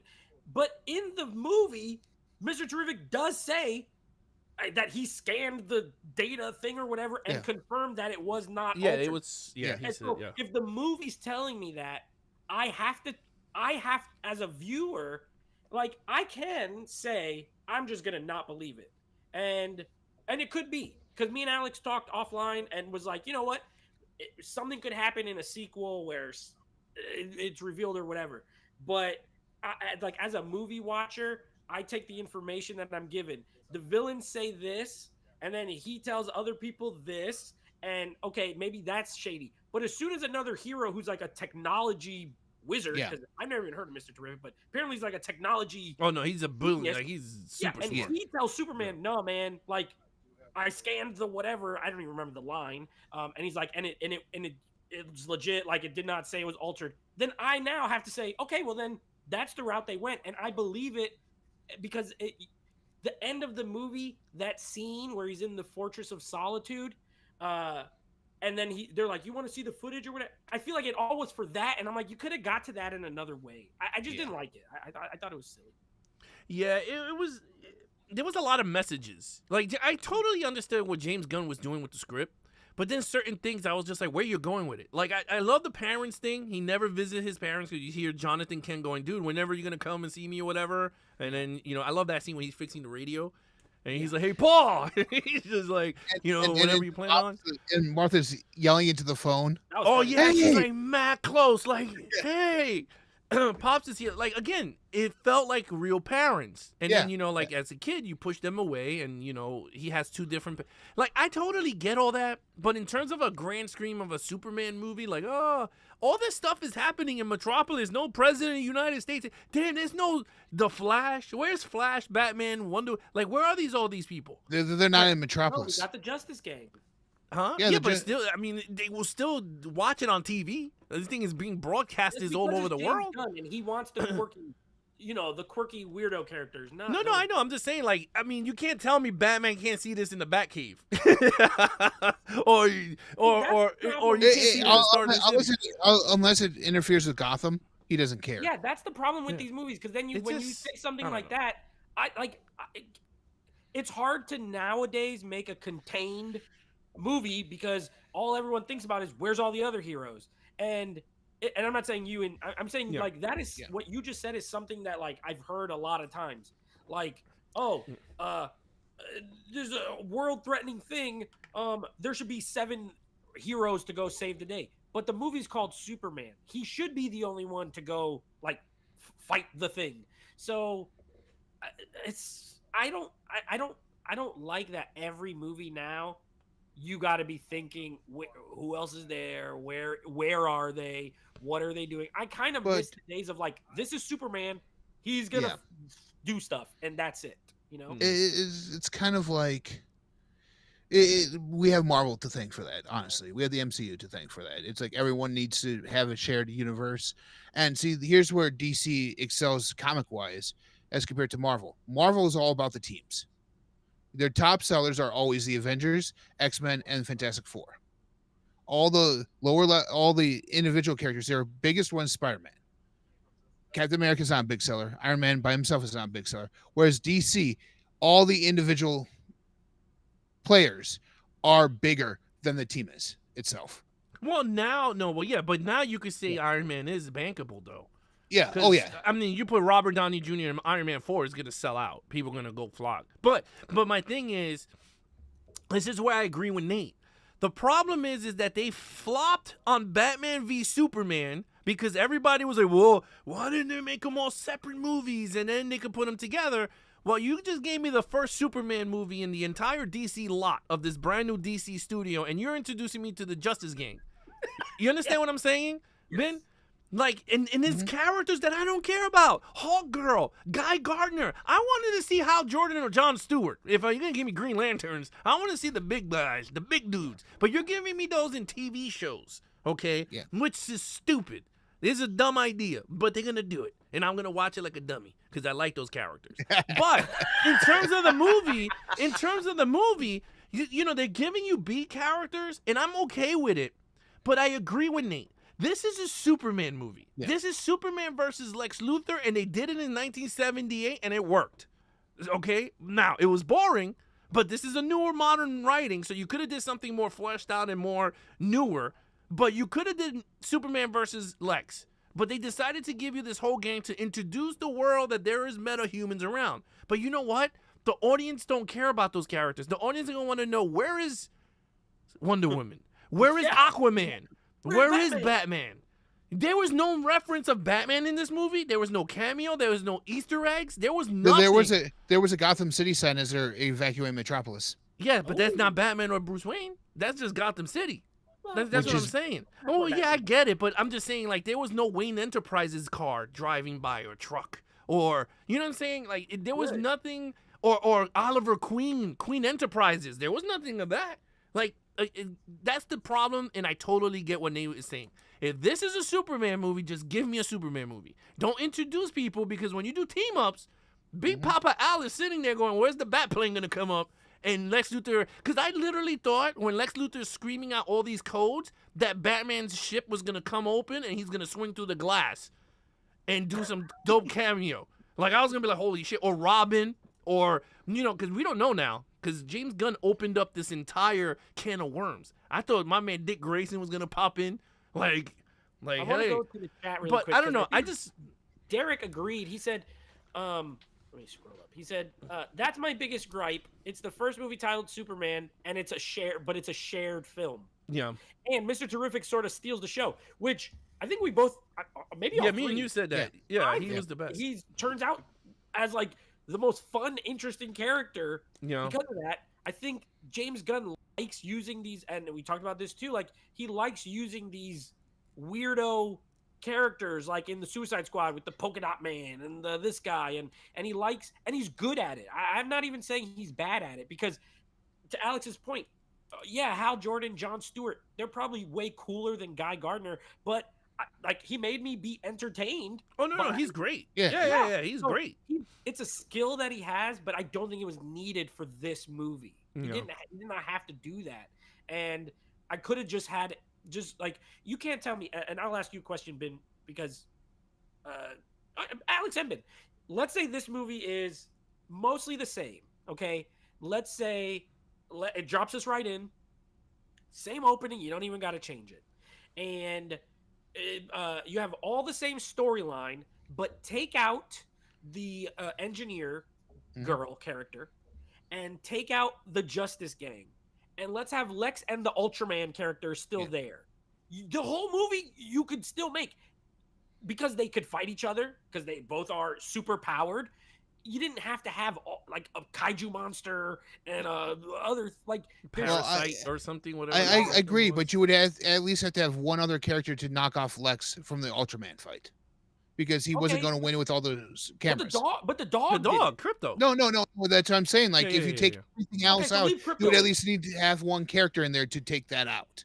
Sure, let's leave Crypto. But I feel like, wouldn't you say like this movie still functions the same way and is a little neater because it doesn't have 30 other characters that are like that didn't need to be there? I probably would have liked it a little more, because all I need is someone that Superman has to physically fight, because Lex is a mental fight. He's a man. He can't fight him with punches.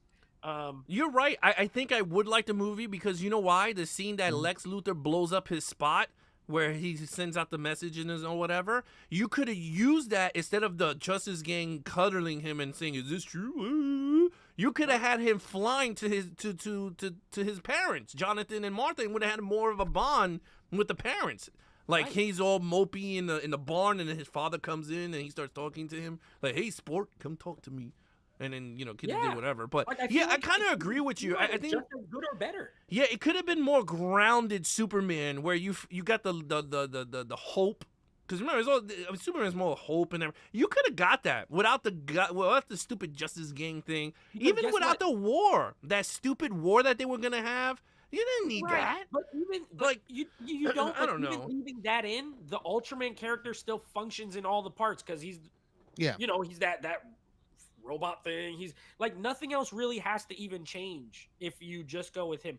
Real quick, Ryan in the chat. What's up, Ryan? He said, I felt like I was watching a Justice League Unlimited animated series, but live action, except not one of the good episodes. That's messed up. They didn't love it. And Acres of Movies, she gave it a 3 out of 10.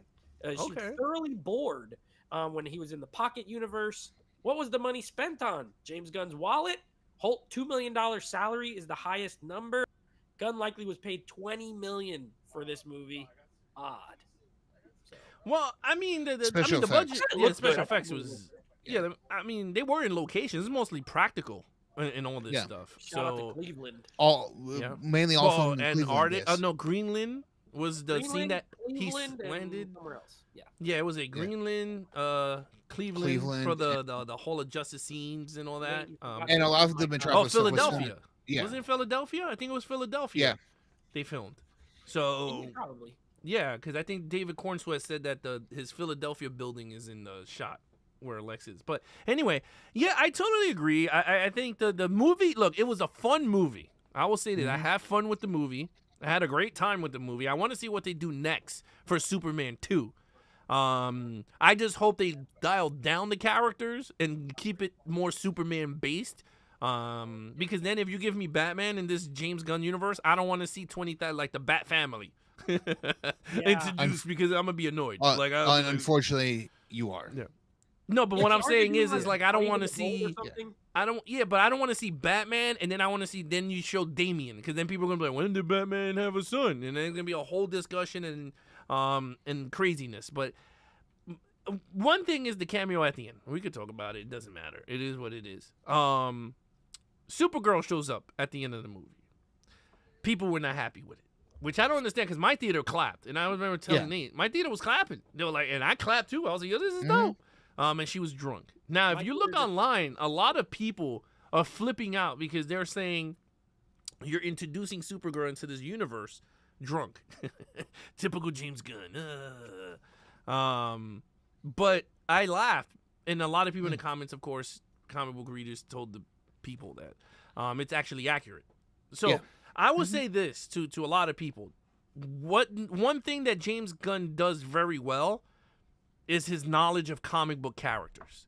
And he is, everything you see in this movie is close to 95% accurate to the comics. Yeah. From the hypno glasses, people were like, oh, it's in the comic book, or Superman.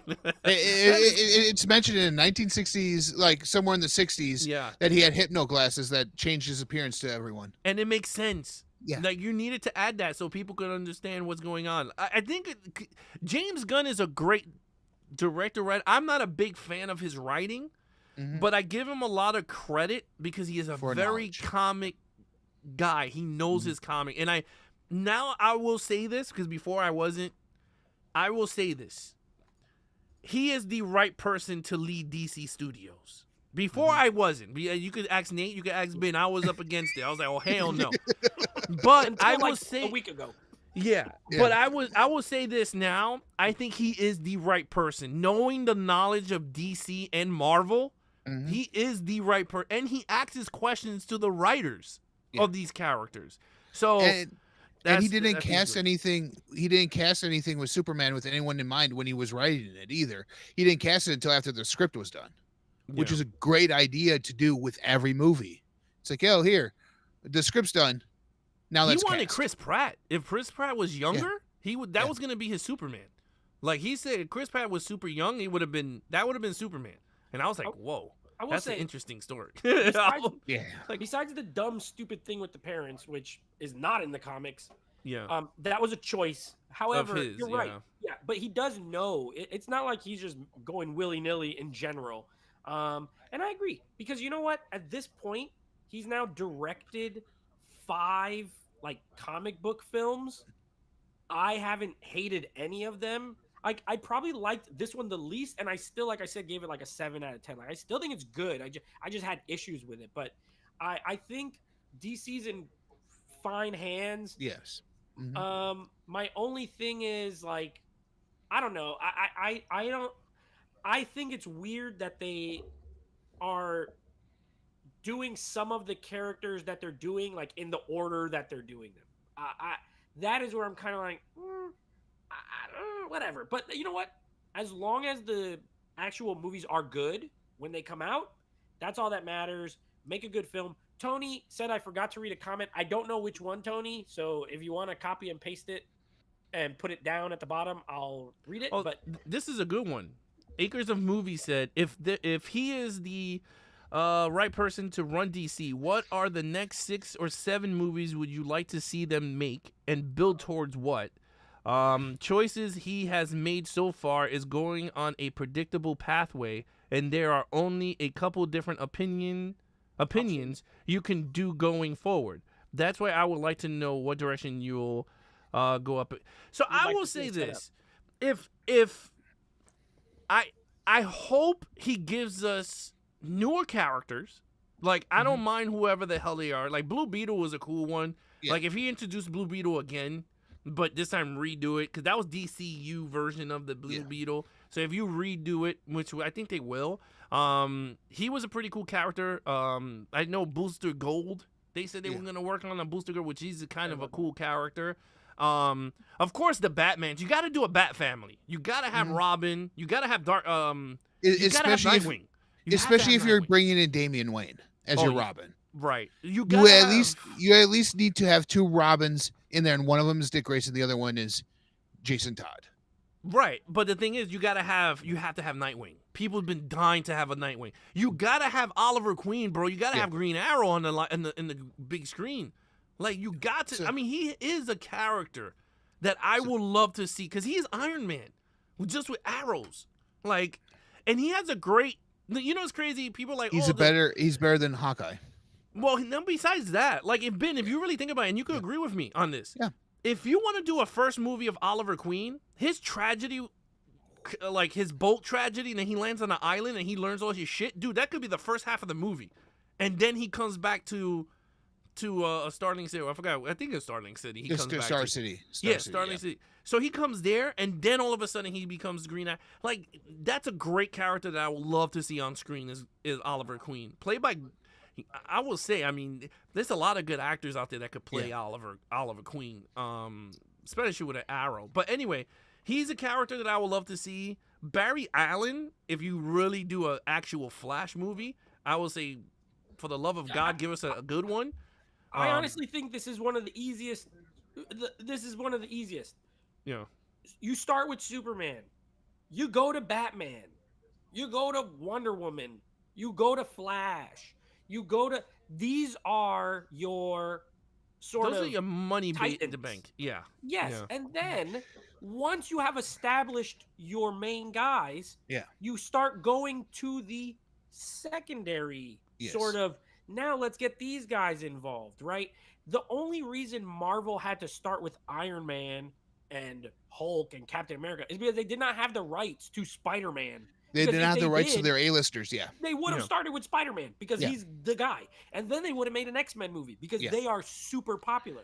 Fantastic Four is also a big one for them. Yes, they would have started there. But I would do, if it was me, I would do Titan smaller than Titan.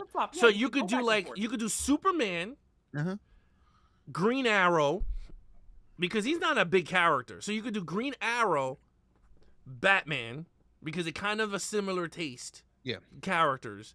Then you could do Aquaman, right? Introduce Alan Richardson as Aquaman. He could come back to reprise because he looks big and jacked like the comic book. So you could do him back as Aquaman. Then you do Wonder Woman, because them two have great the comics cross. So you could do like an Aquaman, Wonder Woman, then Barry Allen to do the Paradox Universe shit.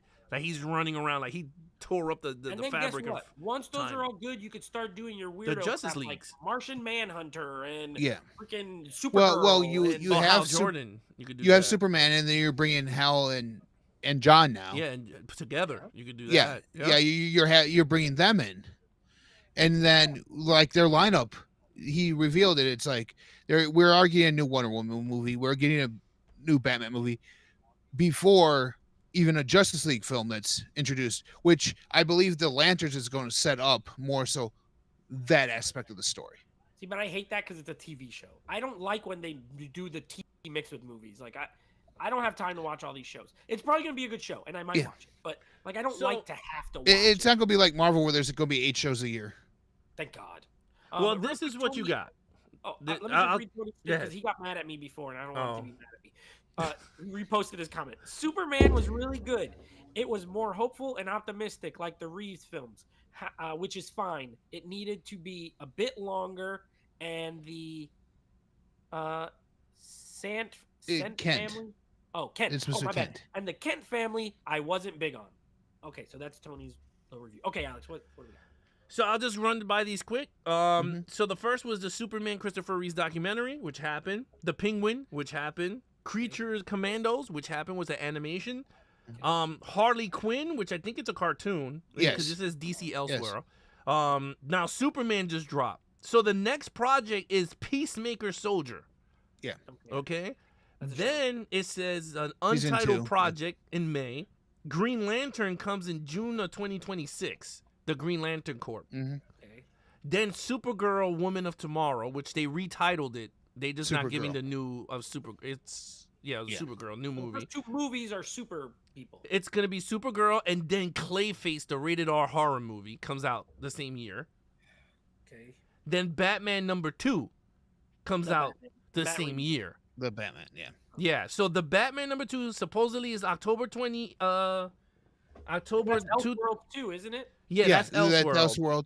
Yeah, so Supergirl Clayface is in the same universe. Supposedly, Clayface is in the same universe. No, it says it right here. DC Universe is. In Oh, the it is? same universe. Okay. Yeah, Well, that means so he's gonna fight a different Batman. he's not fighting. He's not fighting a Robert Patterson. No. No. So they're gonna have two Batmans. Yes. This is Yeah. already stupid. You see, this is what I'm saying. Like, it's not that hard. Why are they? They making have this had two Batmans in media before. No, but you don't have. Look at the- You've never had two simultaneous Batmans in movies. In what do you mean movies? Oh, you There's mean never been- like two different? Yeah. Yeah, You've yeah, never okay, been I like, see what I'm you going mean. this version of Batman, and then in like next year we're going to see another version of Batman, and the year after that, the other Batman comes out. Well, There's- if you really break it down that way, though, it's actually it's like comic books. You have there's Detective multiple Comic. lines. Yeah, so that's what they're it's a different doing. Medium. It's not the same. It's kind of the same thing, though. It's not the same. It's not. Yes, it is. Film and DC comics Comics are- is the no, Matt no, Reeves no. version. Films Yeah. and comics are not the same medium. They're totally different because comic books can have multiple storylines. It's easier. It's a weekly or monthly thing. Movies take years to come out, so it's That's dumb. not I don't like- true. But Alex, because how you did could do you could do the TV show of the Green Lanterns, which Okay. those characters are going to Talking be the about movies, movie. not TV shows. No. But I'm movies. just telling you, those characters, the guys who are playing Jon Stewart and Hal Jordan, are going to be the Jon Stewart, Hal Jordan of the movies. So when they do That's Justice League, but then And that's cross. Frank and Frank That's what I'm talking Grillo, who played Rick Flag in the Superman movie, is Rick Flag in Creature Commandos. Frank Grillo. yeah, Yeah. he's a voice. Okay, that's yes, fine. I don't But have those- no problem. That's not what I'm talking about. What I'm talking about is it's dumb to have Robert Pattinson's Batman in movies and then a whole different actor playing Batman. How in much movies different was at the that same when time. Batman the Animated Series was out? You had a Batman there, and you had another Batman on Because screen. You're comparing cartoon and movies. I'm just talking about movies. I'm not talking about TV. Okay, I'm not talking about comic Batman books. Mask of the Phantasm came out shortly That's a after cartoon. another. Yeah, but it's another Different Batman movie when It's a another Batman different movie was medium. out. I'm talking about a live action movie. There's never been a live action movie. you where don't- there's so- two so, different people okay, so- playing the guy at the same time. So you don't want to have two different Batmans doing two different No. things. No, But it's okay for having two different Supermans at the same time. no. You had It's not Smallville okay ever. and you had Superman Returns. What? You cannot make the argument for Batman if you're not willing to make the same argument for Superman. Wait, what do you mean? There was never two Supermans at the same time. Well, Tom technically- Welling, Smallville, and That's a TV show. Not a TV show. Okay, you guys keep comparing TV shows and movies. you I keep don't- competing. You No, say Ben. animation No, doesn't no, no, count. he's- So I'm- no, but I'm bringing. Nothing He on doesn't. TV. He doesn't want He doesn't want television media. He doesn't want to have a Robert Patterson and a Ben Affleck on the same screen. That is stupid. Yes, that is That's stupid. what he's trying to say. That's like if they made James Bond and let's say they had Daniel Craig and then the next year they had Aaron Taylor Johnson, but then 2 years later back to the Daniel Craig one and then that is a dumb thing. Now, if it's a TV show or a cartoon or a comic and it's a different medium, I don't care. I don't care. You can have a TV version and a movie version. I'm okay with that. What I'm saying is, I like the Batman. I like Robert Pattinson. Why not just make him the Batman of these movies? Why Who's do to we say then have to he's get not? No, he's not. Because they have said it's an Yeah, he's not. story He's not and it's separate. the Batman. But If you follow the course of the storyline of Gods and Monsters, it is a multiversal story. yeah, but So Nate that's doesn't want to Robert- have two I different don't characters like played by. multiverses. Yeah, Like, he why doesn't are we like. doing it? Yeah, so I mean, look, at the end of the day, well, Robert Patterson is not going to be playing. He already I that know. shit was not even. But the problem is that that's the problem with. And it's not Robert Patterson again. It's not. Yeah. I'm not talking about Robert Patterson as a whole, and I'm talking about actors in general. Yeah. A lot of actors don't want to be locked down into a role for years to come. Like a 7-film contract. Yeah, like a 7 year. Because if you look He at already it, it's like- was already once already. So what happened? he already was with Twilight.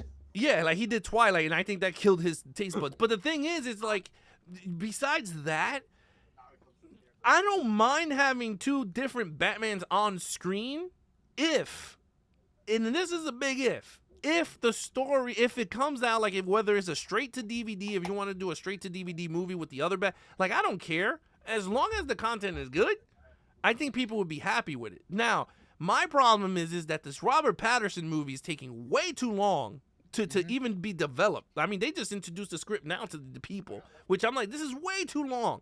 Way too long. This thing should have been already filmed as we speak.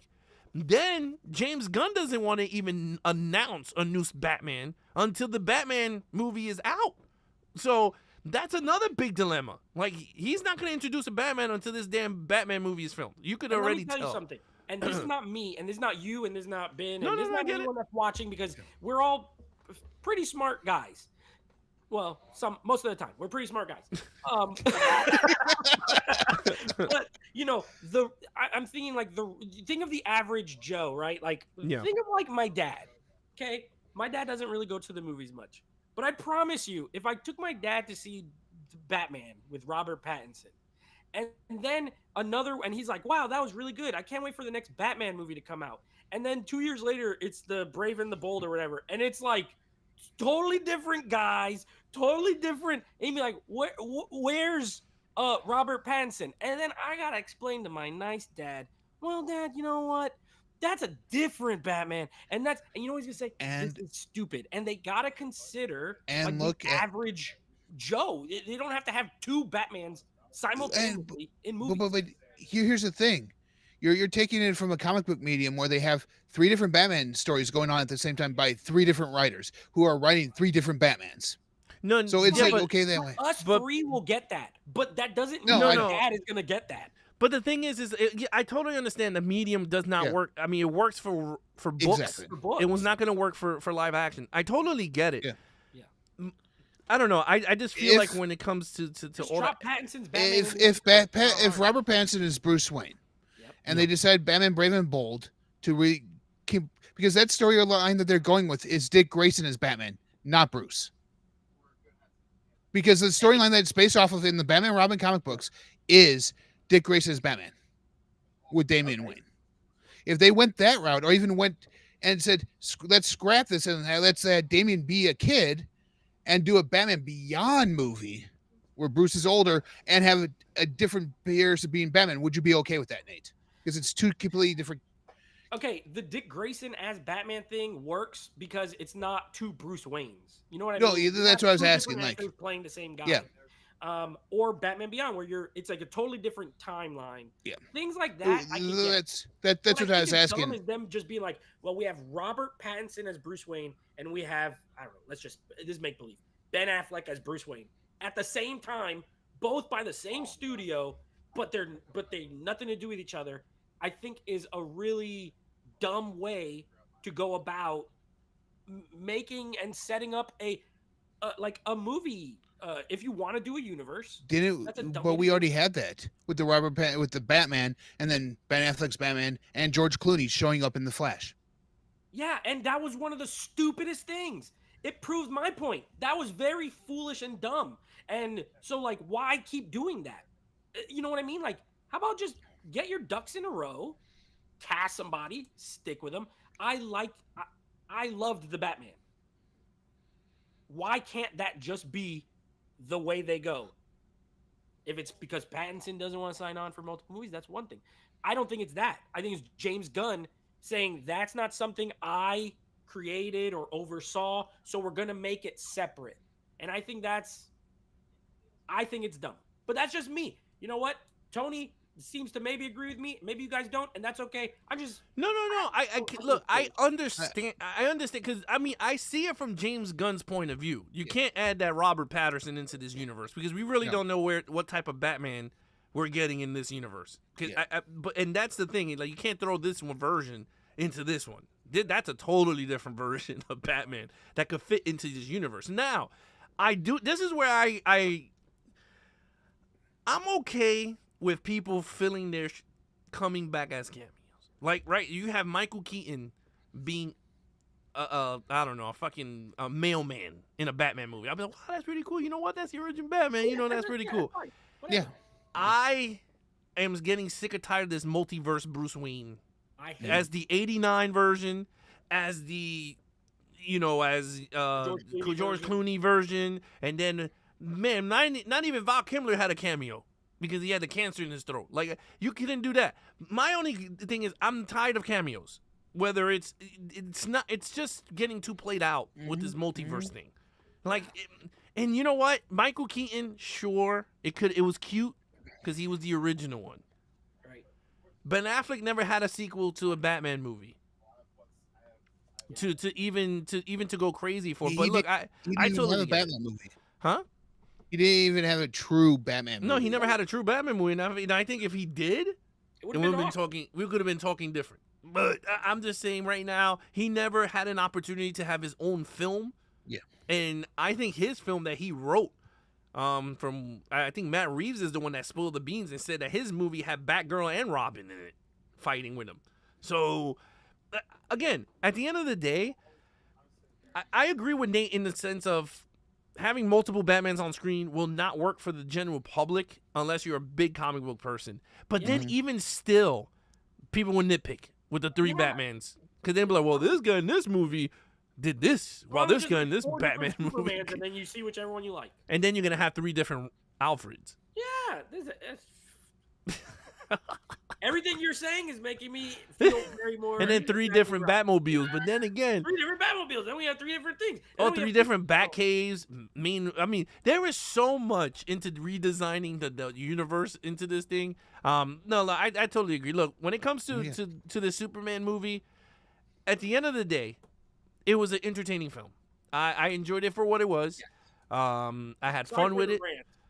We went into a long ass rant. But look, at the end of the day, it was a great film. It was entertaining. There's a lot of miscues and opportunities for certain characters to come up, but I'm hopeful for a sequel. Yes, I'm very looking forward to it. Part 2 could be really good. Yes, and I hope it's not. And I hope it's not the sequel that they're talking about. Oh God! A Batman Superman World's Finest movie. Oh my God! Oh, that's already too early for that. No, I know, but they're because they went through the slate up until like after Clayface. It was like there was Clayface, then there's a Swamp Thing, then there's like there's like Wonder Woman in there. I see it right here. Yeah. Now, a question, Ben, and maybe is Momoa Lobo going to be in the Supergirl movie? Yes. Okay. Yeah. Lobo is the main villain. Yeah. I'm excited to see him play that role. Honestly. He was. His Aquaman was more like that role than anything else. Exactly. It's gonna be cool, I think. His villain in Fast X was more like Lobo than anything else. So in development is Waller. So I guess Amanda Waller. Movie or show. Swamp Thing, like Ben said. Batman, The Brave and the Bold, The Authority, Paradise Lost. I don't know if that's Wonder Woman. That's Wonder Woman. That's okay. Wonder Woman. Okay. Booster Gold, and the Blue Beetle. Like I said, they're gonna redo. Well, Booster Gold and Blue Beetle kind of go hand in hand. Oh, it's an animated show for those of you out there. Blue Beetle. It's an animated show. show. Okay. Yeah, kind of makes sense. That's good. Yeah. So, anyway, gentlemen, with that said, we had a lot to talk about. It was great. Nate went into this damn rant and yelled. started yelling at each other. You guys were yelling at each other about damn Batman universes and stuff. That was a fun debate. Me and Ben were just having a very fun debate. Yeah. Yeah. Very fun. Spirited. Very spirited, yes. Yeah. Very similar Next argument. time we're gonna wrestle in person. Yes. And now I gotta get me my matching. You know, I was telling Angelina I gotta find a pajamas that look like this. Superman. I'm gonna find me Superman pajamas like this, and I'm gonna take a photo. Ask Dak Shepard where he got his. So No, his is a costume. I'm talking about to sleep in, like a a super. Just tell Angelina, she'll find it. She'll find it for me, like that stupid Chucky crap that she got me. Or go back and do it like they originally did in the comic books, where Martha made his suit. I could. I want a super. Have your wife make yourself some Superman pajamas. A onesie. And we'll review Superman 2 while you wear the Hey, Alex, you do have a green screen, so you can actually make it look like you're flying too. I could do that. Oh man, that's funny. Oh look! Here we are already. Canning just joined us and says, "Hello there. I was Hi. a Baravian soldier in the climactic attack, filmed in Georgia for a couple of days back in 2024. James Gunn was nice and funny on set.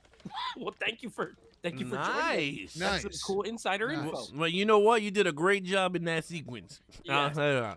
Fantastic. Everybody, top notch. You guys were good. Yeah. So that means he got hit with the middle finger. Oh yeah, The did guy you get Garner. flipped off by one of the green middle fingers? Yes. Let us The know. green middle finger. Let us know. And I kind of loved how they did that too.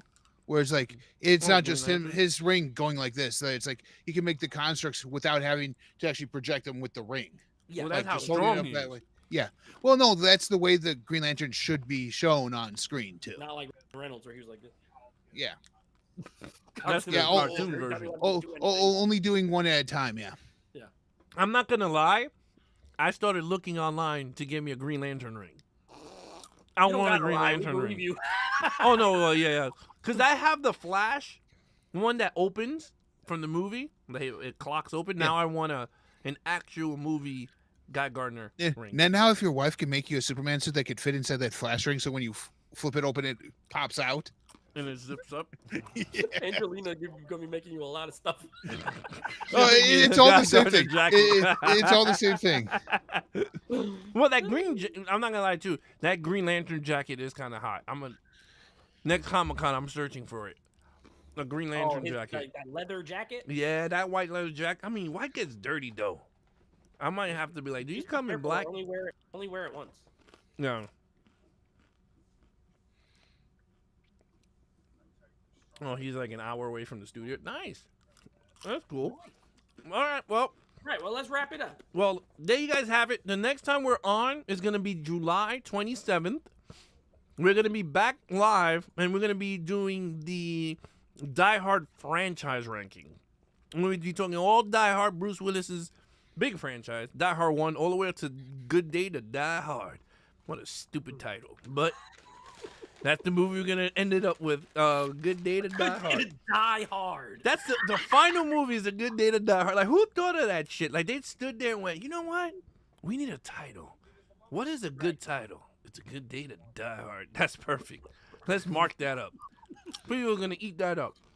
Yeah. Dumbass title. But anyway, it is a dumbass title. Like, out of all these stupid movie titles, that is the dumbest one. I have my favorite actor in it. John Oh, it has your favorite actor. Actually, it's funny because I'm going to finish watching Clash of the Titans. I was kind of digging it a little bit there. Oh, yeah. Hey, what? I was getting into it. They were fighting the scorpions. I was like, I'm like, okay. Release the Kraken! I didn't get to that part yet. No, But- wait till you do. You're gonna love it. Oh snap! But I saw the bowl cut, and I dipped. Bye bye. He didn't get hit with the middle finger. No, he didn't get hit He with the ran middle away. finger. Yeah, but I wish they showed more of his ring do stuff though. Like they showed it from a distance and doing whatever. But like I was telling Nate, I like the technology they used. I wish they showed more of his ring power. I guess they're waiting for the TV show because I think that's where the guys are gonna do more of the. You know what I mean? Like guys, even construct wise, guys wasn't as creative in the comics as Hal's or John's were. Yeah. Like that's Guy- what I'm saying. Like when he Guy- walked in the room, remember when Superman Yeah. was all angry and he did Yeah. he went like that, Yeah. just all thing turned green. I said, oh, that's pretty cool. And the force field around the kid, yeah. Oh, that was dope. The force field. I hope my man Hal Jordan. I don't know if they're gonna do it in the TV show though. I hope he calls the F-16 and he rides it in. Remember that when he does the thousands of F-16s and is hitting and he rides one. I just want to see John. I just want to see John Stewart with his with his machine gun that he makes out of his ring. Oh, the big machine gun. Yes, I think And they'll he save just that is for the movie though, because that's iconic. Yeah, so is the F-16s too. Yeah, that's true. But they're gonna be like, "Wow, Alex is watching. We're gonna give it to him. I'm gonna give him that sequence." But anyway, guys, thank you so much. You guys want to follow Ben? Ben, hit him with your. You can find me on Instagram at the Bin Buster. You can find me here on YouTube at Bin Buster. I'm actually talking Superman on Tuesday on my channel. So my first video back is alive, and I'm talking Superman. So There So- you go. so you get a little bit more insight in there based off of what comic books it was based off of and where possibly the storyline's going because of the name of it being the first tier of Gods and Monsters. So you guys like speculation and theories, check that out. All right. Well, Nate, Yes. the number one person on tonight's show was Aces of Movies. Acres of Movies. Okay. Well, Stacy, Acres of Movies. You were our number one commenter tonight. Based off of this little thing we have. I do see the little crown. Tony was number one for a while, but Stacy took over. If you would like, I do have a digital code for the movie Let Him Go. If you would like it, you will have to, I don't know if you're on Instagram. That's like the only other thing I'm on. If you're on Instagram, go to just send me a DM, Netflix reviews, and I will send you the digital code. If you don't have Instagram or you can't message me there, I don't know any other way to give it to you. But that just do that. Hopefully you have an Instagram account, Netflix reviews. Just send me a DM. Hey, it's me. And I'll send you the code. Well, there you guys have it. And if you guys ever want me and Ben to have another debate, send us a vote of what you want us to argue about, and we'll do it. It was fun. I loved it.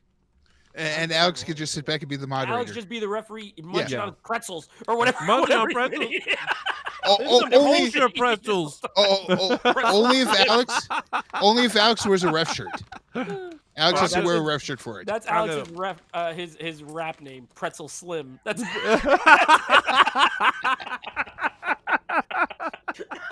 and pretzel instead of EL, it's AL.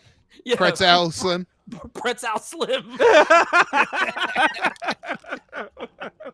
Oh man, the name of his album is Staying Salty. It's coming out in 2027. Oh my God.